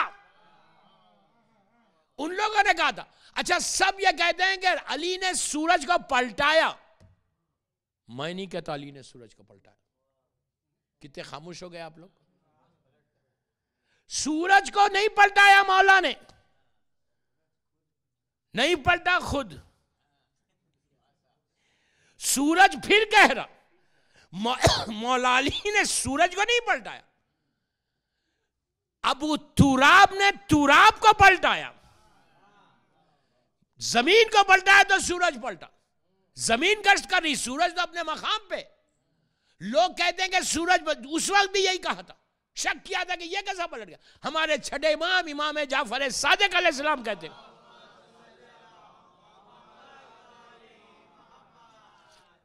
छठे इमाम कहते हैं कि जो मेरे जद की 4 चीजों को कहा, प्लीज गौर से सुनना, 3 चीजें कि जो इसको नहीं मानेगा उससे हमारा कोई ताल्लुक नहीं है। एक, मेरे जद की मेराज जिस्मानी, यानी बॉडी समेत गए थे रसूल, मुसलमान कहते हैं रूह गई थी। दूसरी चीज कहा कि जो मेरे जद के इस मोजिजे को नहीं मानता, शक्ल खमर को, उससे भी हमारा कोई ताल्लुक नहीं। तीसरी चीज ये कहा, जो सवालों मुनकिरो नकीर का इनकार करता है, वो तो कोई नहीं करता ना, माशाल्लाह अल्हम्दुलिल्लाह, मोमिन को करना भी नहीं चाहिए। क्या चीज़ है सवाल मुनकिर नकीर, सबको पता है, मालूम है एक सवाल आने वाले हैं, लेकिन पता नहीं कब आने वाले। दुआ ये करो कि खातिमा ईमान पे हो, और उन सवालों को आसान मत समझो प्लीज। वो आसान चीज का नाम नहीं है वो सवाल, ऐसा है, इतना टाइट मामला है वहां पे, इतना, बार बार कह रहा, आपको यकीन नहीं आ रहा मैं क्या बोल रहा, इतना मुश्किल है, इतना मुश्किल है। 2 मिनट सुन ले, बगैर मैसेज के मेरी कोई मजलिस होती भी नहीं। एक अगर आज की मेरी मजलिस 5वीं मजलिस जाफरिया की, इस मजलिस के बाद जो भी सुन रहा, जहां भी मुझे सुन रहा, अगर जरा सा भी उसमें बेदारी आ जाए, अवेयरनेस आ गई, तो आज की मजलिस कामयाब हो गई।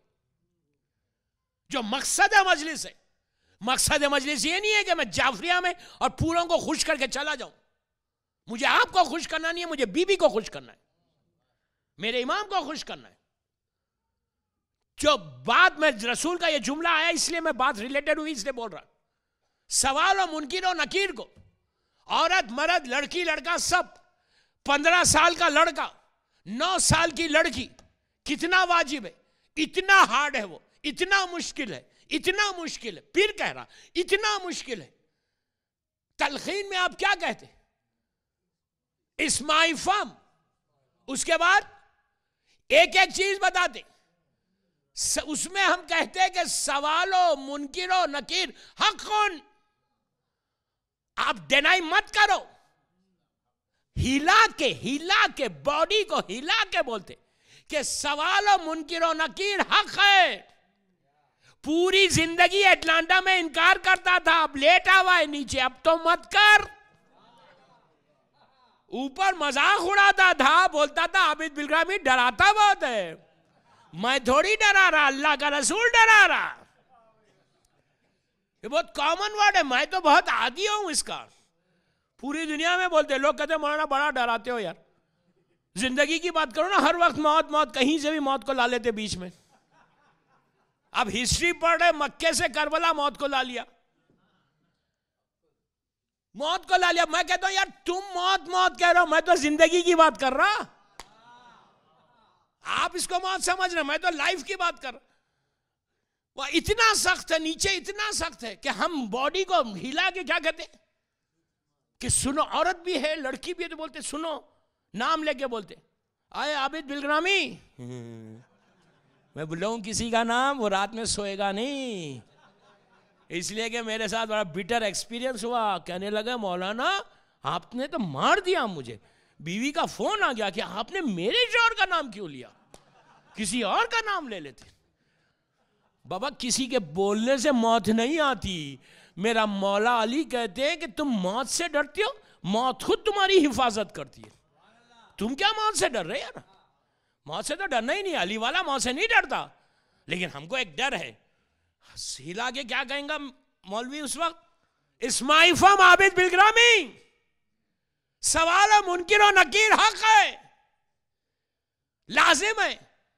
क्या सवाल है नीचे, मैं बार बार मैंने क्या कहा, सख्त है, सख्त है, सख्त है, इतना सख्त है, इतना सख्त है कि हमारे इमेजिनेशन से ज्यादा है, इमेजिनेशन से ज्यादा। प्लीज बेदार होकर सुनो ये मेरे जुमले, हमारे इमेजिनेशन से ज्यादा है, इतना सख्त है नीचे।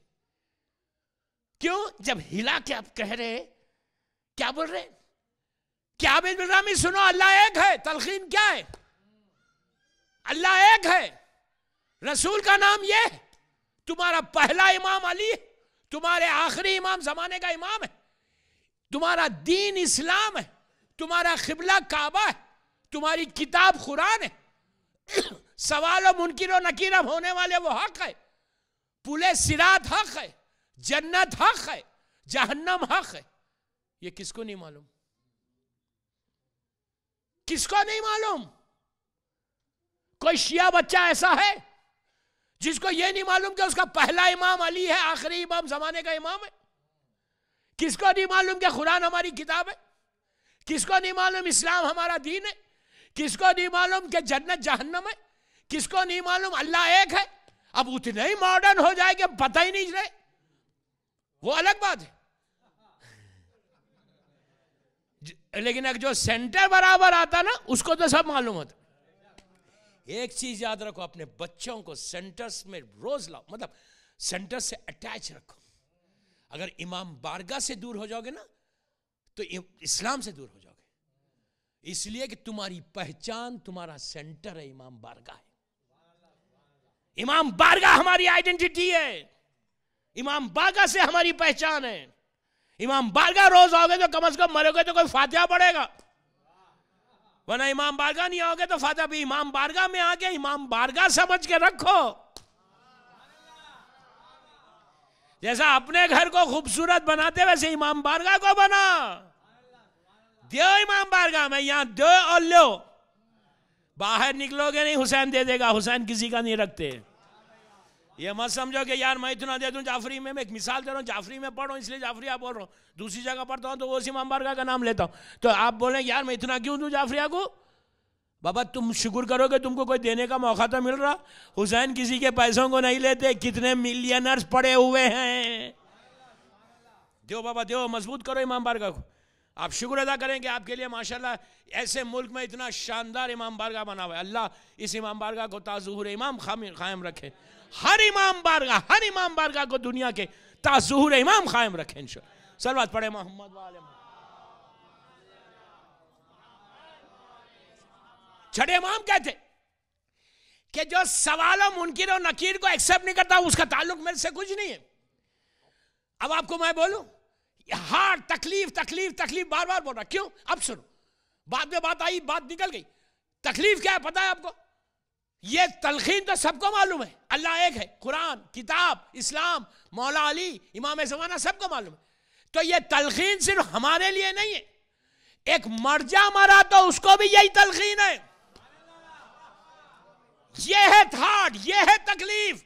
अरे बाबा एक जाहिल मरा, जाहिल गांव वाला, पढ़ा लिखा नहीं है, वो मरा तो उसको तुम समझा रहे सही है कि अल्लाह एक है, रसूल का नाम ये है, काबा किताब है।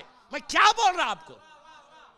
एक जाहिल को समझा रहे वो सही है, लेकिन जो मर जा, आगा खुई मरे, खुमैनी साहब मरे, जिसके लाखों लोग मुखल्लिद हैं, उनको नहीं मालूम अल्लाह एक है। कॉमन सेंस लोग बोलेंगे यार खुमैनी साहब को तुम बता रहे, तुम आगा खुई को बता रहे कि अल्लाह एक है, काबा किबला है। करोड़ों आदमी जिसका मुखल्लिद है, लोग जिसकी तकलीद करते, उसको तुम बता रहे तुम्हारा रसूल, तुम्हारा नबी है, अली तुम्हारे पहले इमाम है। अब अंडरस्टैंड करो, अब समझो कि तकलीद, अब समझो कि सवाल और मुनकिर और नकीर कितना सख्त है, कितना सख्त है कि मर्जा को भी बता। इसीलिए ओवर कॉन्फिडेंस में जिंदगी मत गुजारो। इस्लाम में कोई ओवर कॉन्फिडेंस नहीं होता। सलमान जैसा शख्स ओवर कॉन्फिडेंस नहीं सकता। हम क्या है? हम क्या समझ रहे अपने आप को? खुमैनी साहब को भी हिलाया।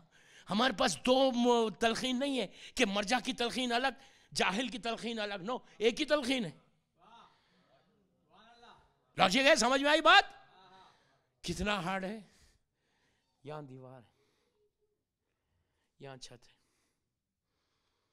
छत यहां है, यहां दीवार है, अंधेरा है, 200+ मिसाल दे रहा हूं मैं, टेम्परेचर, गर्मी है, जमीन के छोटे छोटे कीड़ों की आवाज है जो कान में गूंज रहे, जमीन के अंदर से इंसेक्ट्स बाहर निकले, पूरों ने हमला कर दिया, अपनी अपनी ग़िज़ा लेना चाह रहे, इंसान मजबूर लेटा हुआ है, उसके सामने उसकी पूरी जिंदगी का एक पर्दा है कि उसने क्या किया 70-80 ईयर्स अमेरिका में, सब देख रहा। मौला का जुमला कि अपनी जबान को अपने दांतों से काट रहा और कह रहा, रिग्रेट कर रहा कि परवरदिगार परवरदिगार एक मौका दे दे, एक मौका दे दे। दीवार यहाँ पे एकदम दीवार का फटना ऐसा फटती, ऐसा ऐसा, चीख की आवाज। 2 फरिश्ते एंटर हुए, उन पहली दफा इंसान फरिश्तों को देखता, मुनकिर और नकीर को। मुबश्शिर और बशीर की भी रिवायतें हैं। एंटर हो के जैसे ही एंटर हुए, उनकी आंखों की रोशनी, तेजी, पहली मर्तबा इंसान की निगाह फरिश्ते पे पड़ी। आंखों की तेजी, उनकी जबान, उनका लहजा, चीख के कहते कि मान रब का, कौन है तेरा रब? इंसान, बाज रिवायतों में मैं अल्लाह मजलिसी की किताब से पढ़ा, लिखते हैं कि इंसान, औरत, मर्द, जो दुनिया में, मेरी टॉपिक नहीं है वरना मैं इंशाल्लाह कभी आऊंगा तो मैं खुद चाहता कि यहाँ पढ़ूँ ये टॉपिक पे, इसलिए कि यहाँ का बड़ा समझदार मजमा है। लेकिन अगर वो आप लोग हॉलीडेज रहे तो दिन में रखेंगे मजलिसें वो। चल बात पढ़े मोहम्मद वाले मोहम्मद पर। आई नो अमेरिका में पॉसिबल नहीं है, मैं एक बात बोल रहा था, मैं वैसे ही कर रहा था। मैं आपको मैं डरा के रखना भी नहीं चाहता, 40 तक मैं चाहता बिल्कुल सेट रहे, बिल्कुल आखिरी मजलिस में पढ़ के चला जाऊंगा। 25 दिसंबर की जो मेरी मजलिस है ना, वो इंपॉर्टेंट मजलिस है। तो वे फरिश्ता आके चीख के बोलते, कौन है तेरा रब? आपको मालूम है अल्लाह मजलिसी के लिए इंसान मासूम से कोट करे, इंसान बोलेगा तू है। रोने का, क़यामत का लम्हा खत्म हो गया। पहली रात, आप खुद इंसाफ से बोलो, आपकी पूरी किताबों में पहली रात क्यों है इतनी इंपॉर्टेंट? वाई अमाल पूरे पहली रात के इतने ज्यादा क्यों? उसके बाद सेकंड रात, थर्ड रात, 3 रातें मुसीबत की। अगर पहली रात निकल गई, पहले वो लम्हात निकल गए तो तुम पार हो गए। वरना सूरह वाक़िया पढ़ते हो ना, रिस्क के लिए बेहतरीन सूरह, फरिश्ते अल्लाह कहता है ऐसा ठोकर मारते हैं पैर से, तो जहन्नम की खिड़की ऐसा खुल जाती है। मौला अली का जुमला है, सरमन है मौला का। मौला के ने अपने सरमन में कहा कि तुम अपनी खबर को जन्नत के गार्डन्स ऑफ हेवन बनाओ, जन्नत के बागों में से एक बाग बनाओ, या जहन्नम के हिस्सों में से एक हिस्सा बनाओ। You decide what you want. तो बहरहाल बात इसी पे निकल जाएगी। छठे इमाम ये कहते हैं कि सवाल और मुनकिर और नकीर से जो इनकार करे उससे मेरा ताल्लुक नहीं। जो फिशारे खबर से इनकार करे, अब घबराए मत, आज बहुत बड़ा डोस हो जाएगा फिशारे खबर बोले तो, मैं नहीं बोलता आज फिशार पे कुछ भी। फिशारे खबर से जो इनकार करे उससे हमारा कोई ताल्लुक। 4 चीजें बताई, मेराज, चांद के 2 हिस्से होना, सवाल और मुनकिर और नकीर, और फिशारे खबर। इसको यकीन रखना है, ये मत बोलो कि जोक से, जोक में मत लो। ये चांद का वाकया हुआ, अब उसके बाद रसूल पे स्ट्रगल होने लगे, परेशानियां टूट पड़े, पहाड़ टूट के पड़े मुसीबतों के, दिन गुजरने लगे। मैं बहुत तेजी से पढ़ा इसलिए कि अभी तो मैं मदीना ही नहीं पहुंचा, मैं चाहता आज मदीना तक लेके चले जाऊं। दिन गुजरे, एक साल गुजरते जा रहा, बीबी वो मुसीबतों को देख रही। 7 या 8 बेसत हुई, इन्हें 7 इयर्स मक्के में गुजरे। ये पूरे जालिमीन ने डिसाइड किया कि इनका सोशल बॉयकॉट करो। तो इनको आप यकीन करें दोस्तों, 40 लोग थे खानदान अहले बैत के, जिसमें बीबी खदीजतुल कुबरा, बीबी फातिमा बिनते असद, कैसे कैसे लोग, जनाब शहजादी कौनैन, मौला, जनाब हमजा, जनाब अखील, अल्लाह का रसूल, 40 खानदान के लोग थे। इन सब के साथ इनको बॉयकॉट करके शोएब अबू तालिब में भेज दिया। शोएब अबू तालिब में यह हुआ कि अतराफ से पूरा जो है एक फौज तैयार हो गई उनकी, और ऐसा उन्होंने बॉयकॉट किया कि एक ड्रॉप पानी अंदर नहीं जाता था, एक दाना चावल नहीं जाता था। बावाज़े बुलंद सलवात पढ़ ले।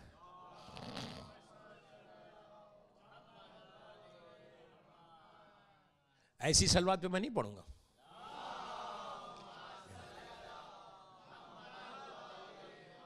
एक दाना, एक राइस का सीड नहीं जाता था अंदर, एक ड्रॉप पानी। कितने साल गुजारे? Can you imagine?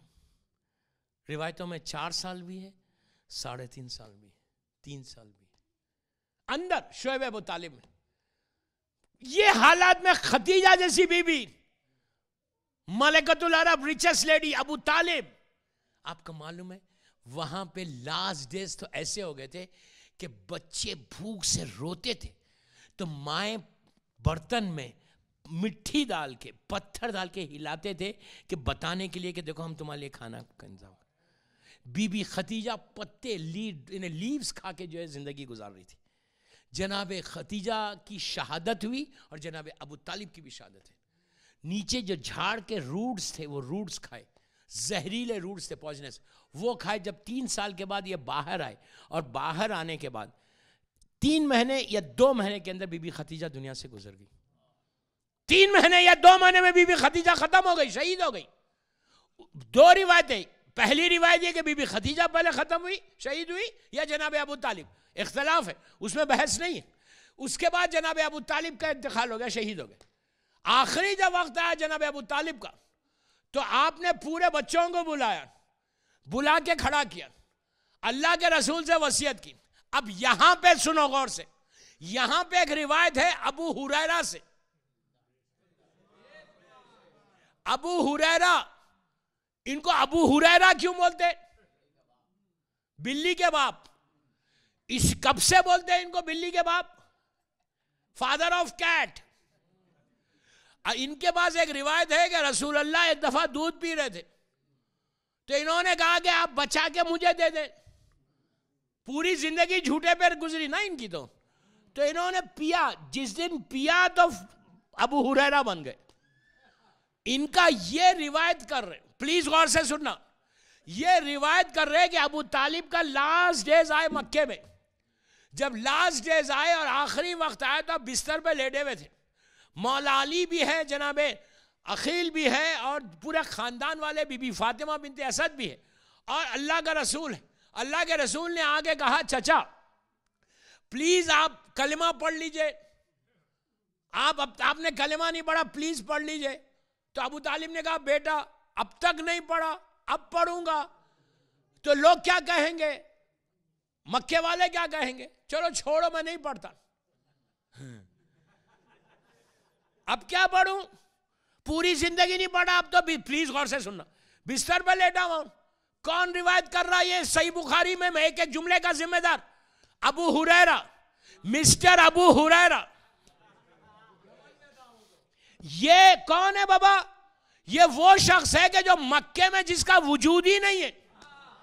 ये मुसलमान होते फतेह मक्का के ऊपर, इन्हें 8 हिजरी में ये मुसलमान हुआ, और ये रिवायत कर रहा ऐसा जैसा आंखों देखा वाकया है। अरे मुसलमानों का तो ये आलम है कि काफिर से रिवायत ले रहे।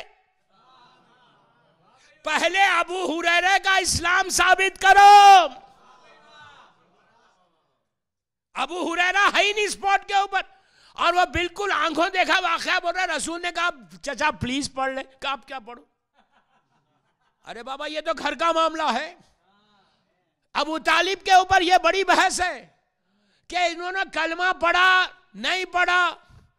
मुझसे कुवैत में भी पूछा गया था, एक बहुत बड़े स्मार्ट आदमी थे, बहुत अच्छे मुसलमान आलिम थे। उन्होंने पूछा, मौलाना ये बताइए कि अबू तालिब ने कलमा क्यों नहीं पढ़ा, कोई हिस्ट्री से साबित ही नहीं हो रहा। मैंने कहा नहीं हो रहा साबित, तो नहीं होने दीजिए। तो कहा फिर आप मानते हैं क्यों नहीं पढ़ा उन्होंने? तो मैंने कहा बाबा सुनो, वो बहुत एक इंपॉर्टेंट काम में मसरूफ थे, बहुत इंपॉर्टेंट काम में मसरूफ थे, इसलिए उन्होंने कलमा नहीं पढ़ा। तो लोगों ने कहा वो तो चौंक गया, कहा आप एक्सेप्ट करते हैं? मैंने कहा मैं एक्सेप्ट नहीं कर रहा, मैं ये बोल रहा कि आप बोल रहे हैं उन्होंने कलमा नहीं पढ़ा, ला इलाहा इल्लल्लाह मुहम्मदुर रसूलुल्लाह नहीं बोला, तो ला इलाहा इल्लल्लाह मुहम्मदुर रसूलुल्लाह पे इस्लाम है, उन्होंने नहीं पढ़ा। तो मैंने कहा नहीं, बहुत इंपॉर्टेंट काम में वो बिजी थे। तो बोले बिजी थे, इससे बड़ा क्या बिजी थे, इंपॉर्टेंट काम तो कलमा था। मैंने कहा सुनो, वो कलमा पढ़ा नहीं, पढ़वा रहे थे, पढ़वा रहे थे कलमा। मैं उसके बाद मैंने कहा ये बताओ, आप भी कुवैत में, मैं भी कुवैत में हूं, मुझे सिर्फ ये बताओ कि कुरान से साबित करना, हिस्ट्री से साबित करना, हिस्ट्री से साबित करना कि फिरौन की बीवी आसिया ने कलेमा कब पढ़ा। एक छोटे नबी की परवरिश करने के लिए अल्लाह ने उनको छुपा दिया, कलेमा नहीं पढ़ा। वो तो मोमिना जो मूसा का सरदार जिसने परवरिश की, वो काफिर कैसा। सलावत पढ़े मोहम्मद वाले मोहम्मद पर।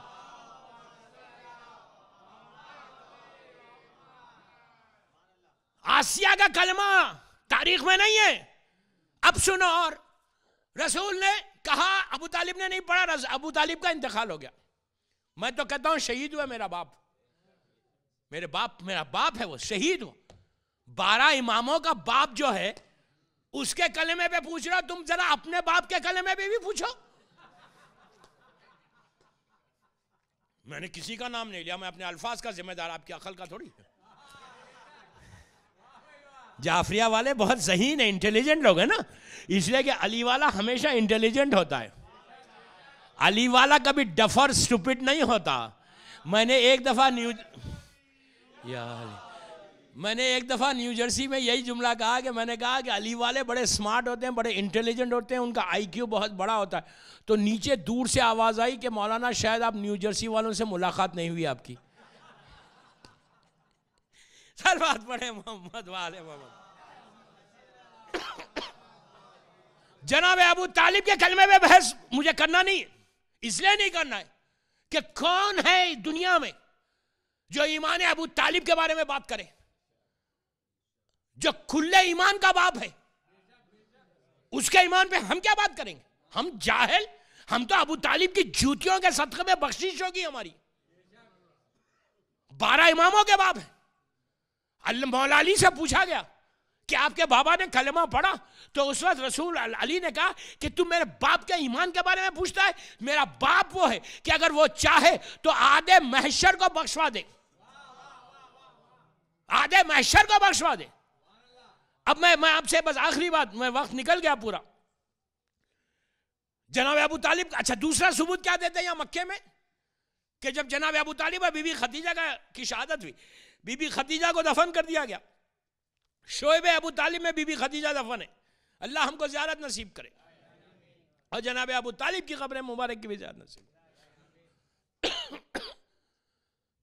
अल्लाह जन्नतुल बकी और जन्नतुल मौला की खूबसूरत तामीर करवा दे। ये सबसे बड़ी दुआ है हमारी, सबसे इंशाअल्लाह। जन्नतुल मौला में इस्लाम का पहला ग्रेवयार्ड, वहाँ दफन है।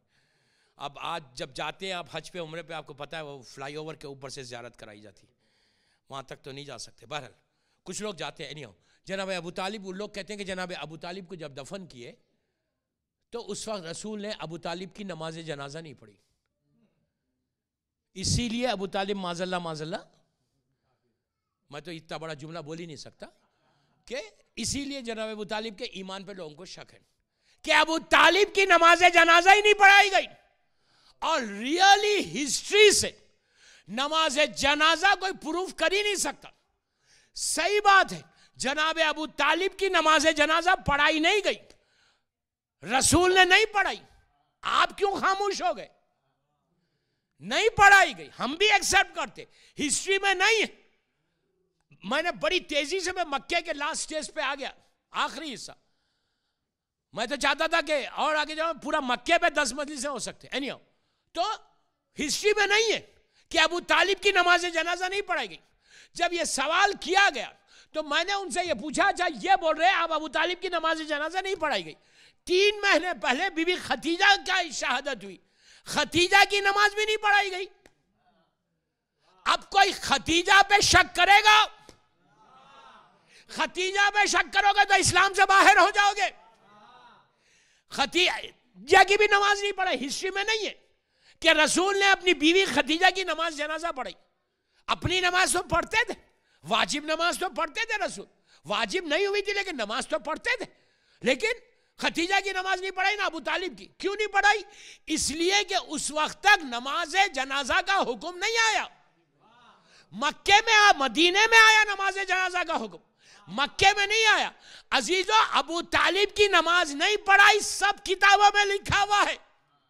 नहीं पढ़ाई हम भी एक्सेप्ट करते, लेकिन जब वाजिब हो गई थी, हुक्म आ गया था, तो उस वक्त तुम कहां थे? अरे क्या समझे आप? जब हुक्म आ गया था रसूल का, जब तुम कहां थे? वो नमाज याद नहीं है? वो पढ़ना ना, वो बताओ ना, रसूल की नमाज को क्यों नहीं पढ़ी तुमने? वो कोई सबूत दे। मैं फिर बोल रहा, 5 दिन हुआ अटलांटा में, मेरा ईमेल ले लो, मेरा टेलीफोन ले लो, हिस्ट्री से साबित करो। यहां तक के अल फारूक शिबली न्योमानी की किताब, इस्लाम का बहुत बड़ा स्कॉलर, सो कॉल्ड स्कॉलर, जिसकी बड़ी इज्जत है इस्लाम में लोगों के पास, शिबली न्योमानी, जिसके नाम की रोड है अलीगढ़ में। मुस्लिम यूनिवर्सिटी से अब आगे बढ़े तो शिबली न्योमानी की रोड है। शिबली न्योमानी वो आदमी है जो इस्लाम में बड़ी बड़ी किताबें लिखी। उसकी मशहूर किताब अल फारूक, मैं नाम ले रहा, अल फारूक, बायोग्राफी है किसकी? फारूक साहब की बायोग्राफी है। फारूक साहब की बायोग्राफी है अल फारूक। उस बायोग्राफी में शिबली नोमानी कहते कि मुझे हैरत इस बात की है, ताज्जुब इस बात का है कि इन्होंने नमाज क्यों नहीं पढ़ी। क्यों नहीं पढ़ी? अरे बाबा, जब तुम्हारा राइटर एक्सेप्ट कर रहा कि नमाज नहीं पढ़ी, तो पहला सवाल यह होता कि क्या खिलाफत ज्यादा जरूरी थी, या जिसके खलीफा बन रहे थे उसकी मैयत को छोड़ के गए? सलवात पढ़ ले मोहम्मद वाले मोहम्मद।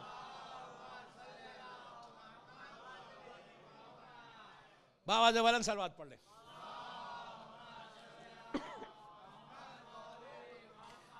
एटलीस्ट मैं मदीने के आखिरी हिस्से में आ गया, मक्के के। अब कल हिजरत पढ़ूंगा इंशाल्लाह। आज मुझे कोई प्रॉब्लम नहीं है, लेकिन वक्त बहुत हो गया, 1.5 घंटे की करीब मजलिस होगी, और कल तो वीकेंड शुरू होगा। कल इसलिए कि मुझे जो प्रेशर दुआ का भी है, वो भी एक तोहफा दे के जाऊँ, इसलिए कि मैं चाहता। लोग कहते हैं कि यार दुआएं बहुत देते हो यार। नहीं दिए तो प्रॉब्लम, दिए तो प्रॉब्लम। नहीं दिए तो बोलते सूखी सूखी मजलिस थी, दिए तो बोलते यार दुआएं दे रहे। अरे बाबा, और बोलते छोटी छोटी दुआ दे रहे, बड़ी दुआ दूं? दुआ मैं नहीं दे रहा। सहीफे कामिला क्या है? इमाम को बोला, आबिद बिलग्रामी को क्यों बोल रहे? ये जो बोलते हैं कि दुआएं देते, दुआएं मजलिस में देते, अरे बाबा दुआ दिया तो तुम तो शुक्र अदा करो। somebody is giving you। जो नहीं देता वो गलत कर रहा। हर मौलवी को देना चाहिए, हर जाकिर को देना चाहिए, हर खतीब को देना चाहिए, हर सबको देना चाहिए। क्यों? वो अपनी मर्जी से नहीं दे रहा। सहीफे कामिला, मौला ने 1 लाइन की दुआ भी बताई, मौला ने अबू हमजा सुमाली इतनी लंबी दुआ भी बताई। दुआए नुदमा क्या है, दुआए मसलूल क्या है, दुआए जोशने कबीर क्या है? ये मेरी दुआ है, शुक्र अदा करो। somebody is giving you। सबको देना चाहिए दुआ, हर आदमी को देना चाहिए। अच्छा, यही लोग जो बोलते ना, आप लोग नहीं बोलते, मैं जनरल बात कर रहा हूं, इसलिए कि मजलिस मेरी सब सुन रहे, मुझे पता है। तो लोग बोलते दुआ दे रहे, जब इन पे मुसीबत आती सबसे पहले फोन यही करते, मौलाना please, Maulana give me something, I am really in bad shape, बच्चा नहीं हो रहा, फिक्र हो रही, बीवी नाराज हो जा रही, कोई ऐसी दुआ, रिस्क का प्रॉब्लम है। जरा अल्लाह जरा झटका देना, खाली झटका एक अल्लाह जरा यूं करे ना, हिल जाता बंदा। अल्लाह ने रखी दुआ। अगर दुआ नहीं है तो तुम्हारा और तुम्हारे अल्लाह का कोई रिश्ता नहीं होता। दुआ से तुम इमाम से रिलेशनशिप तुम्हारी स्ट्रांग होती। मासूमीन दुआ मांग रहे। इंशाल्लाह रिजवान भाई के घर की जो मजलिस है क्रिसमस के दिन, पूरी मजलिस अभी से टॉपिक ऐलान कर रहा कि दुआ पे पढ़ूंगा। रिजवान भाई के घर में, उनसे पहले मैं अनाउंस कर दूं, जोहर की नमाज है वहां पे इंशाल्लाह, और सबके लिए ऐलान है, लेडीज एंड जेंट्स। रिजवान भाई के घर पे क्रिसमस की छुट्टी है, डेयरी क्वींस पूरे बंद है, घरों में मत बैठो। अरबईन का दूसरा दिन है, बीबी ज़ैनब की शहादत की मजलिस होंगी 1 बजे, ठीक 1 बजे, फिर यहाँ पे मरकज में होंगे। आफ्टरनून में 1 बजे जोहर की नमाज के बाद रिजवान भाई के पास, जो आपके जमात के प्रेसिडेंट हैं, उनके घर पे दोपहर में मजलिस, और फिर 7 कोर्स मील्स भी है, दिन लंच है। सलवात पढ़े मोहम्मद वाले मोहम्मद। भाई मैं तो यूं ही मजाक कर रहा, 7 कोर्स नहीं है, बाद में कहीं आप मुझे बोलेंगे। मुझे 4 दिन उनके घर में रहना है यार। सलवात पढ़ लीजिए बाबा से बोलें। दुआ, यकीन करें मैं आज आपको एक ऐसा तोहफा दे रहा हूं। अच्छा, कोई बाद में पूछे कि दुआ कहाँ है, मेरे पास रिजवान भाई के घर पे मेरे पास किताब है मौजूद, आप उसको मैं बता सकता वो दुआ। लेकिन मैं आपको यही दुआ मैंने रिजवी कॉलेज की 2री या 3री मजलिस में दिया था इस साल की बॉम्बे में। अब मैं मिंबर से बोल रहा दोस्तों, ये कुरान के सूरा पढ़ना है, 2 रकत नमाज है और रोज़े रखना है। आप यकीन करें मेरी बात पे, यकीन करें मेरी बात पे, मिंबर से बोल रहा, ऐसा ये अमल है, ऐसा अमल है कि आप करना। मैं ऐसे ऐसे लोगों के वाक़यात हुए। मुहर्रम कितना, आज क्या सफ़र का 15 तारीख 17 तारीख आ गई। मैं 2 मुहर्रम या 3 मुहर्रम की रिजवी की मजलिस, जो लोग सुने हुए वो जानते हैं ये अमल जो मैं दे रहा हूँ। इतना भी अमेरिका पहुंचने के बाद 22 मुहर्रम को पहुंचा, 23 मुहर्रम को ऑरलैंडो, ह्यूस्टन में भी ये दिया। ह्यूस्टन का वाक़या सुना था अभी हाल का। यकीन, इमिग्रेशन के प्रॉब्लम में फंसे हुए थे, जॉब चली गई थी, पकड़े जा रहे थे, उन्होंने ये अमल किया। आप यकीन करो, लेकिन फिर मैं कह रहा यहां से करना। ऐसे ऐसे लोगों के रिलेशनशिप ब्रेक हो रहे थे, ये वो अमल है। 7 रोजे रखना है। 7, मैं इसलिए बोल रहा कि विंटर है आपका है माशाल्लाह, इसलिए कि मुझे तो एक्सपीरियंस है एटलांटा के रोज़ों का माशाल्लाह। 18-18 घंटे के ख़त्म ही नहीं होता, ख़त्म ही नहीं होता। 8 बज जाते, 8:30 हो जाते, 9 बज जाते। मैं खुद 8 से 9 यहाँ मजलिस पढ़ रहा था। फिर माशाल्लाह नमाज के बाद गए, इफ्तार करे, फिर एक दिन की, फिर जाके खाना, वो भी हज़म ही नहीं हुआ, शहर का ख़त्म हो गया। अल्लाह अकबर। तो यहाँ के अब तो बेस्ट टाइम है आपका कि अमल करने का, लेकिन चेलुम के बाद करना, 28 सफ़र के बाद, अभी नहीं करना। अगर 8 रबीउल अव्वल की बात करें तो और अच्छा है कि ये अय्याम गम के अय्याम है।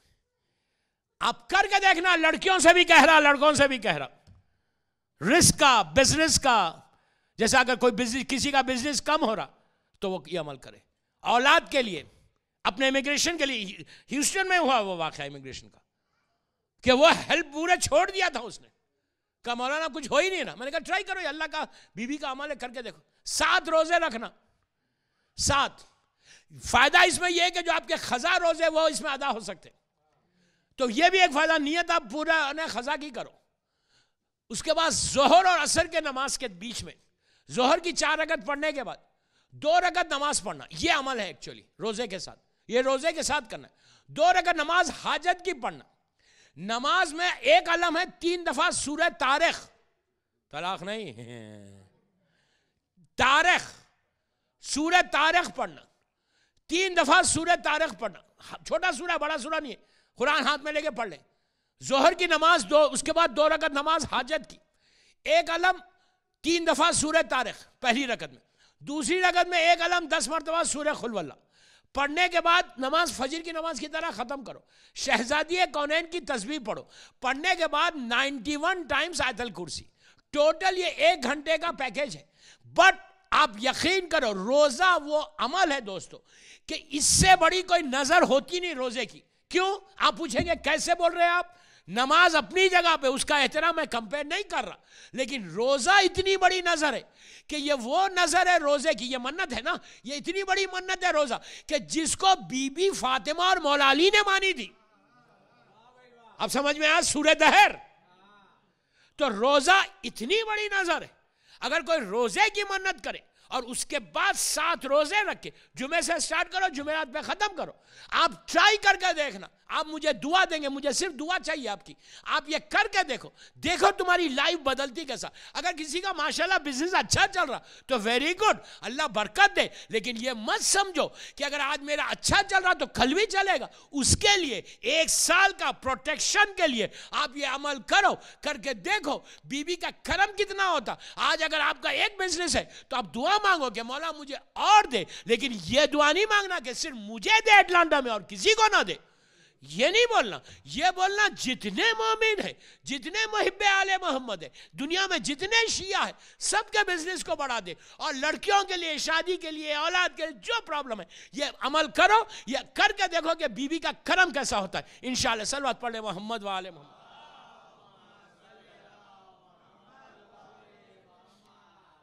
एक और पढ़ लीजिए बाबा से बोला।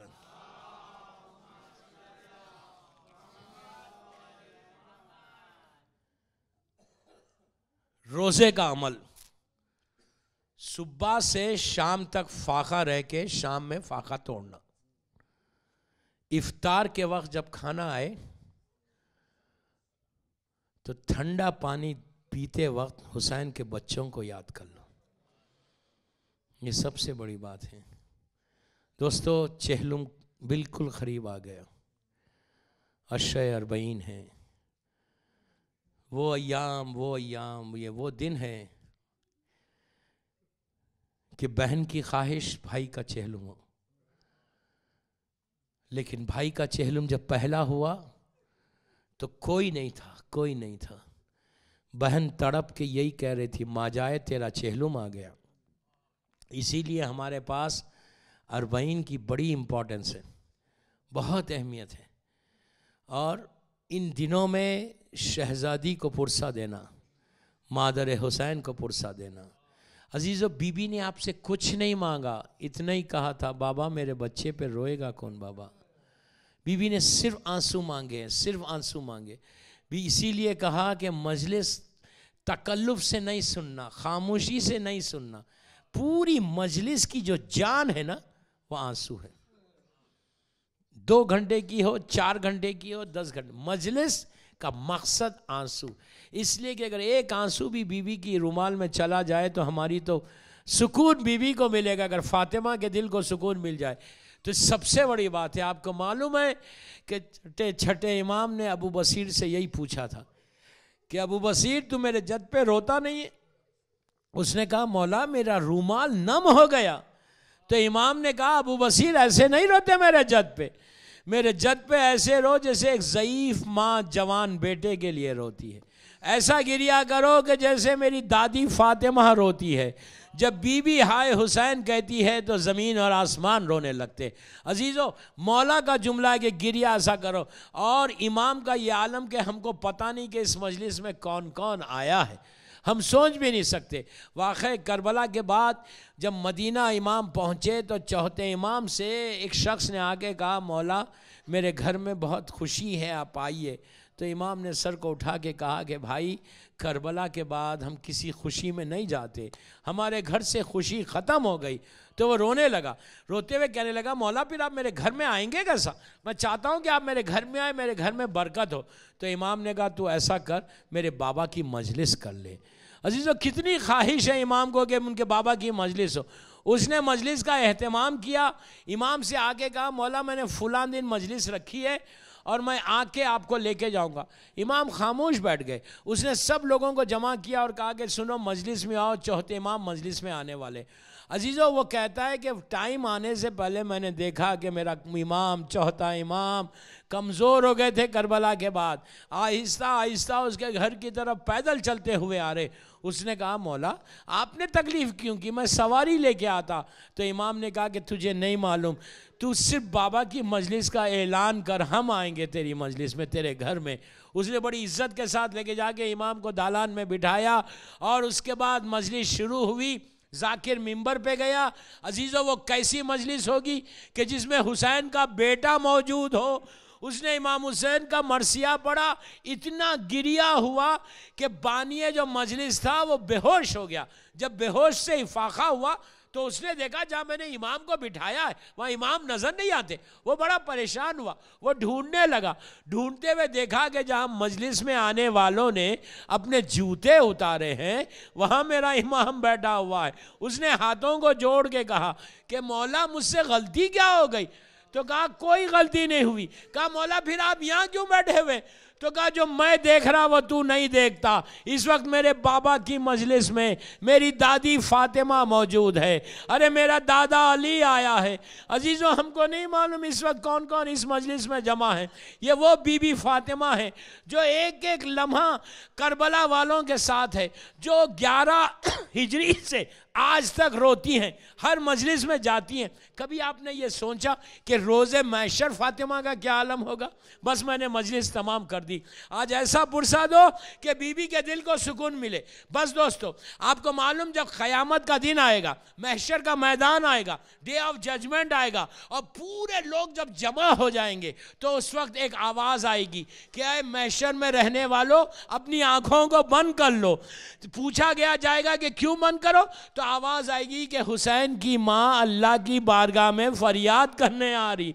तो लोगों ने उलमा से पूछा क्या ये हुक्म औरतों के लिए भी होगा? तो कहा कि हाँ, औरतों के लिए भी होगा। कहा कि अरे औरतों को तो मौका है कि अपनी बीबी की ज़ियारत करे। तो उलमा ने कहा कि औरतों के लिए भी इसलिए हुक्म होगा कि कोई फातिमा को देख नहीं सकता। मैंने मजलिस तमाम कर दी, 1 मिनट बस। तो पूछा क्यों?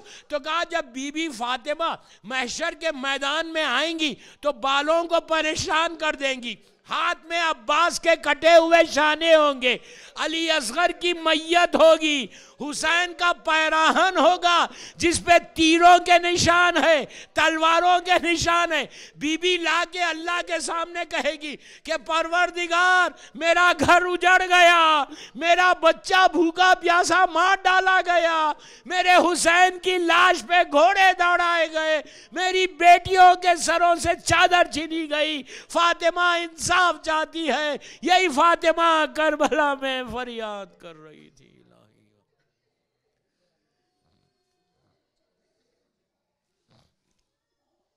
परवरदिगार, मेरे बीबी फातिमा के मसाइब का वास्ता, उनके बच्चों के मसाइब का वास्ता, हमारी इस मुख्तसर सी इबादत को कबूल कर ले। परवरदिगार, ये मजलिस हम सब के लिए बख्शिश का सहारा बन जाए। परवरदिगार, तुझे मजलिस हुसैन का वास्ता दुनिया भर में जहाँ जहाँ आज़ादारी हो रही उसकी हिफाजत फरमा, हमारे अज़ा खानों की हिफाजत फरमा। जो जो ज़ियारतों पे गए हैं अल्लाह, एक एक ज़ायर और एक एक अज़ादार हुसैन की जान माल इज़्ज़त आबरू की हिफाजत फरमा। दुश्मनान अज़ादारी को नीस्त व नाबूद कर दे। इलाही आमीन। सब बोलें, दुआ का वक्त है। परवरदिगार, मेरे मौला हुसैन के बच्चों की भूख और प्यास का वास्ता, जो रिस्क के प्रॉब्लम्स में उनके रिस्क के दरवाजे खोल दे, जो बिज़नेस कर रहे हैं उनके बिज़नेस में बरकत अता फरमा। परवरदिगार, जो कर्जदार हैं उनके कर्ज़ों को अदा कर दे। मौला हुसैन का वास्ता हमारे गुनाह कबीरा सगीरा को माफ़ कर दे, हमारे तमाम मरहूमीन को बख्श दे। इस गम का वारिस हमारे इमाम ज़माना सैयद सरदार मोहसिन को सलामत रख। मौला की सलामती के सदक़े में जिनके माँ बाप ज़िंदा हैं उन्हें सलामत रख, जिनके माँ बाप दुनिया से गुज़र गए उनकी ख़बरों में अपनी रहमतों को नाजिल फरमा। परवरदिगार, हर लम्हा इमाम की मारिफत में इजाफ़ा फरमा। हम सब को उम्रा और ज़ियारत व हज नसीब हो। हमको सादत दे कि हम ज़्यादा से ज़्यादा अपने मौला हुसैन की मजलिस करें, और जब भी ज़िक्र इमाम करें उस ज़िक्र को बीबी की बारगाह में कबूलियत तक पहुँचा दे। परवरदिगार, हमको सादत दे कि हम तेरे दीन की, तेरे बंदों की खिदमत कर सकें। हम में से रियाकारी को, गुरूर, तकब्बुर को निकाल दे। हमको तू अपना अब्द साले बना दे। अगर आज किसी की पहली रात है, अल्लाह उसकी रात रहमत की रात बन जाए। हमको कोई गम मत दे सिवाय गम हुसैन के। इमाम के ज़ुहूर में ताजील फरमा। हम सबको इमाम के नासिरों में शुमार फरमा।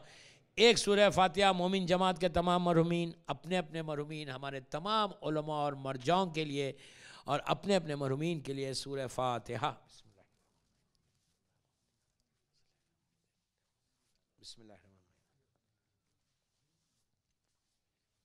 बिस्मिल्लाहिर्रहमानिर्रहीम।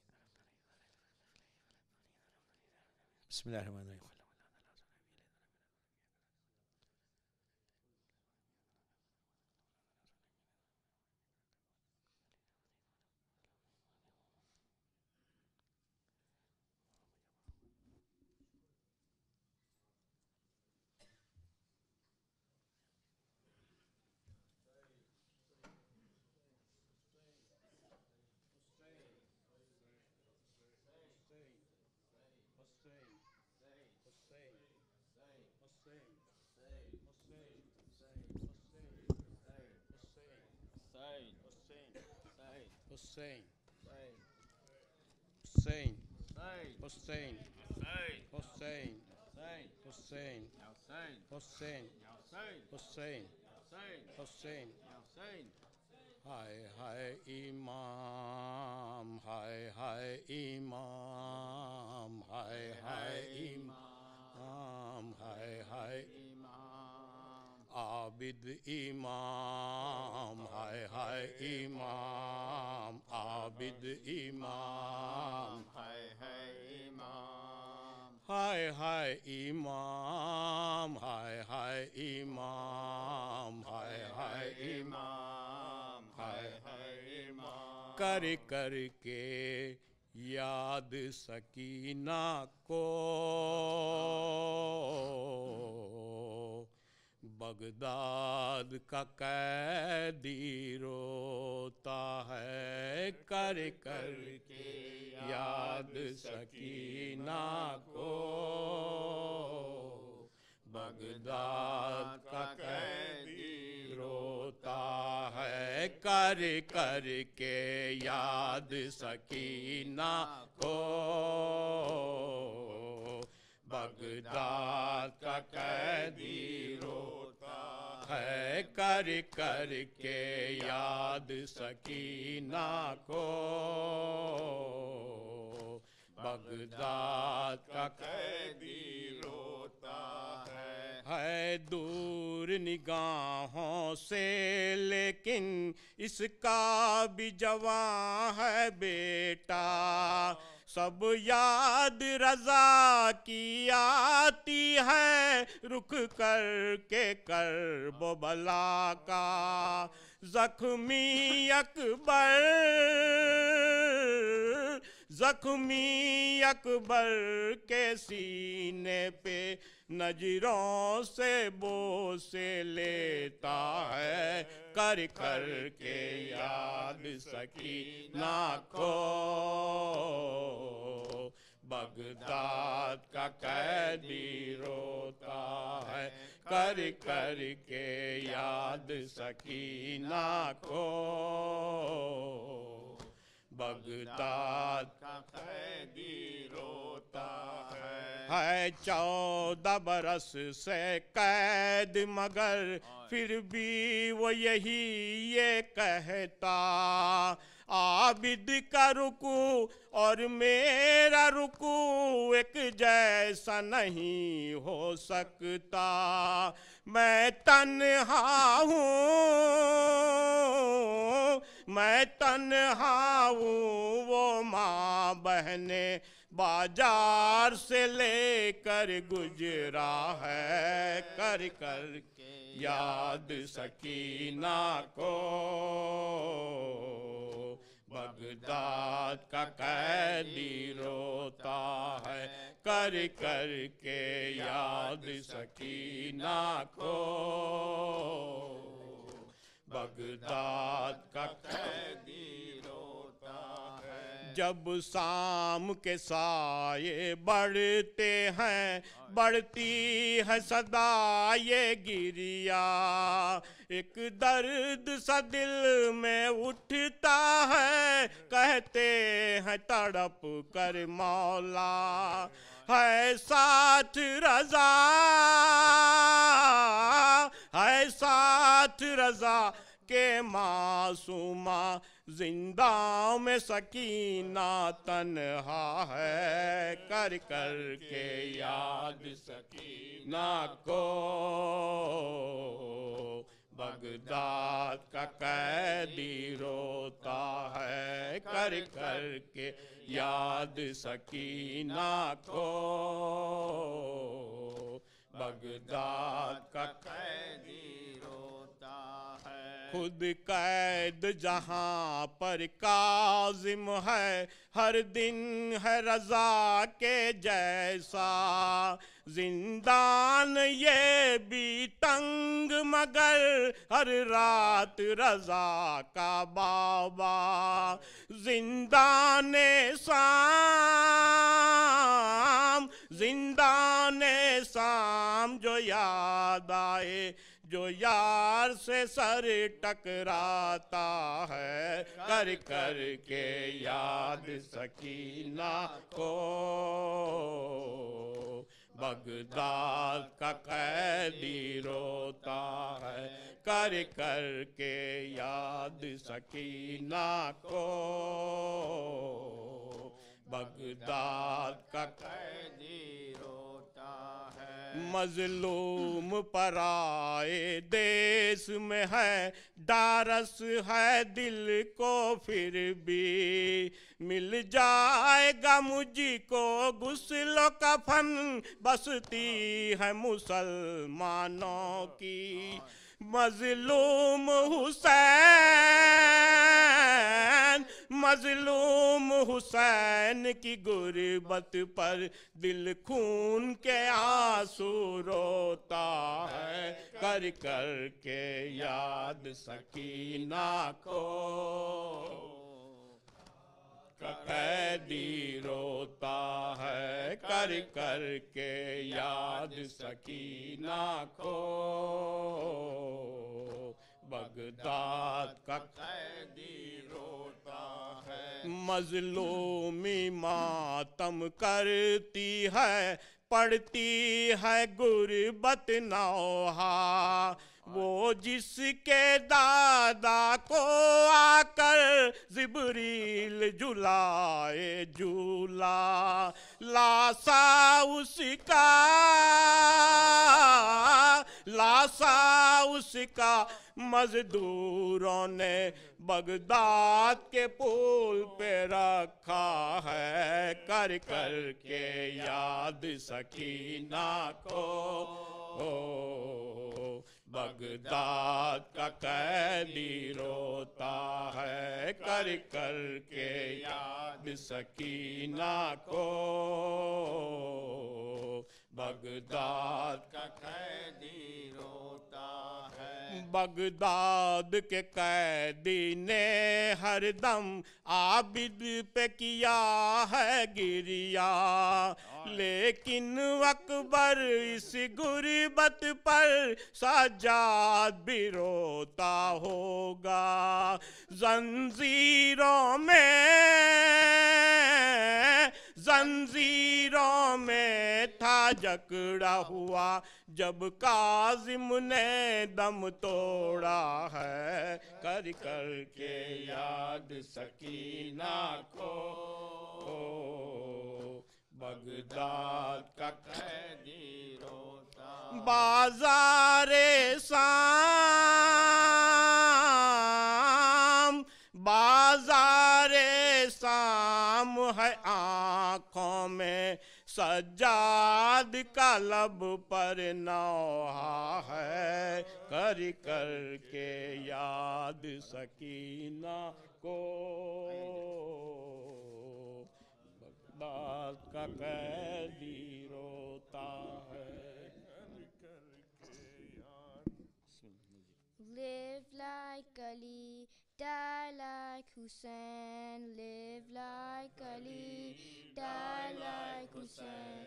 Live like Ali, die like Hussein. Live like Ali, die like Hussein. Ya Ali, Ya Hussein, Ya Ali, Ya Hussein, Ya Ali, Ya Hussein. Live like Ali, die like Hussein. Live like Ali, die like Hussein. Live like Ali, die like Hussein. Live like Ali, die like Hussein. Allah loves all who have the full Muhammad in their heart.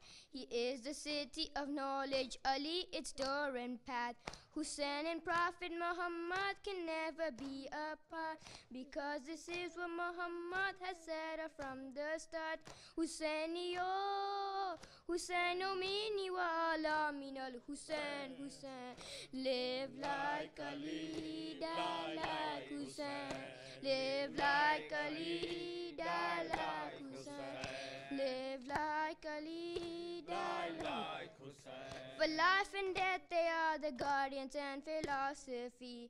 The sacrifice of Hussein and the way of life of Ali. You only need to look at the finished sujood of each. This is the art of life and death we should try to achieve. Husainiyo, these were the words of Ali Fusto be Rabbil Kaaba. Live like Ali, Die like Hussein. live like Ali, die like Hussein. Live like Ali, die like Hussein. Hussein's the one who's the meaning of courage, love, and peace. He owns the earth and he owns everything within the seas. He is the path to the heavens, this is a guarantee. To love Hussein is the best way to let your soul be free. Husainiyo, we follow him cause he guides us to what we're looking for. Live Like Ali, die like Hussein. live like Ali, die like Hussein. live like Ali, Die like Hussein. When growing up, we have been taught this lesson every day. Without a doubt, you have been born to serve the Ahlul Bayt. For loving them, you may face torture, agony, and pain. But every time, you should never be scared to face that hate. Husainiyo, the bravery of Ali is what you should always show. Live like Ali, Die like Hussein. live Like Ali, die like Hussein. live like Ali, die like Hussein. By sacrificing his companions and his family, Hussein has showed us how to live our lives and how to be. To give Allah whatever in Allah's name we'll see. There's not a thing in this whole universe we can't achieve. Husainiyo, to live our life in the way of Allah should be our goal. Live Like Ali, die like Hussein. Live like Ali, die like Hussein. live Like like Ali, die like Hussein. Our aim in life is to do good and to discourage and warn. This is the best way to let Karbala live on and on. And even though we know that 14 centuries have gone, the sacrifice of Hussein lives on us and in our soul. Husainiyo, by standing for what he stood for, answering his call. Live Like Ali, die like Hussein. Live like Ali, die like Hussein. Like Ali, die like Hussein. Hussein's ultimate meaning of faith and devotion. He showed us how to conduct ourselves and the creation. And then by saving humanity gave us salvation. This is a lesson every age and generation. Husainiyo, because of him we have got harmony within our soul. Live like Ali, die like Hussein. Live like Ali, die like Hussein. जज़ाकल्लाह जियो बेटा पर मोहम्मद वाले मोहम्मद सलवात अस्सलामु अलैकुम या रसूलिल्लाह अस्सलामु अलैकुम या नबी अल्लाह।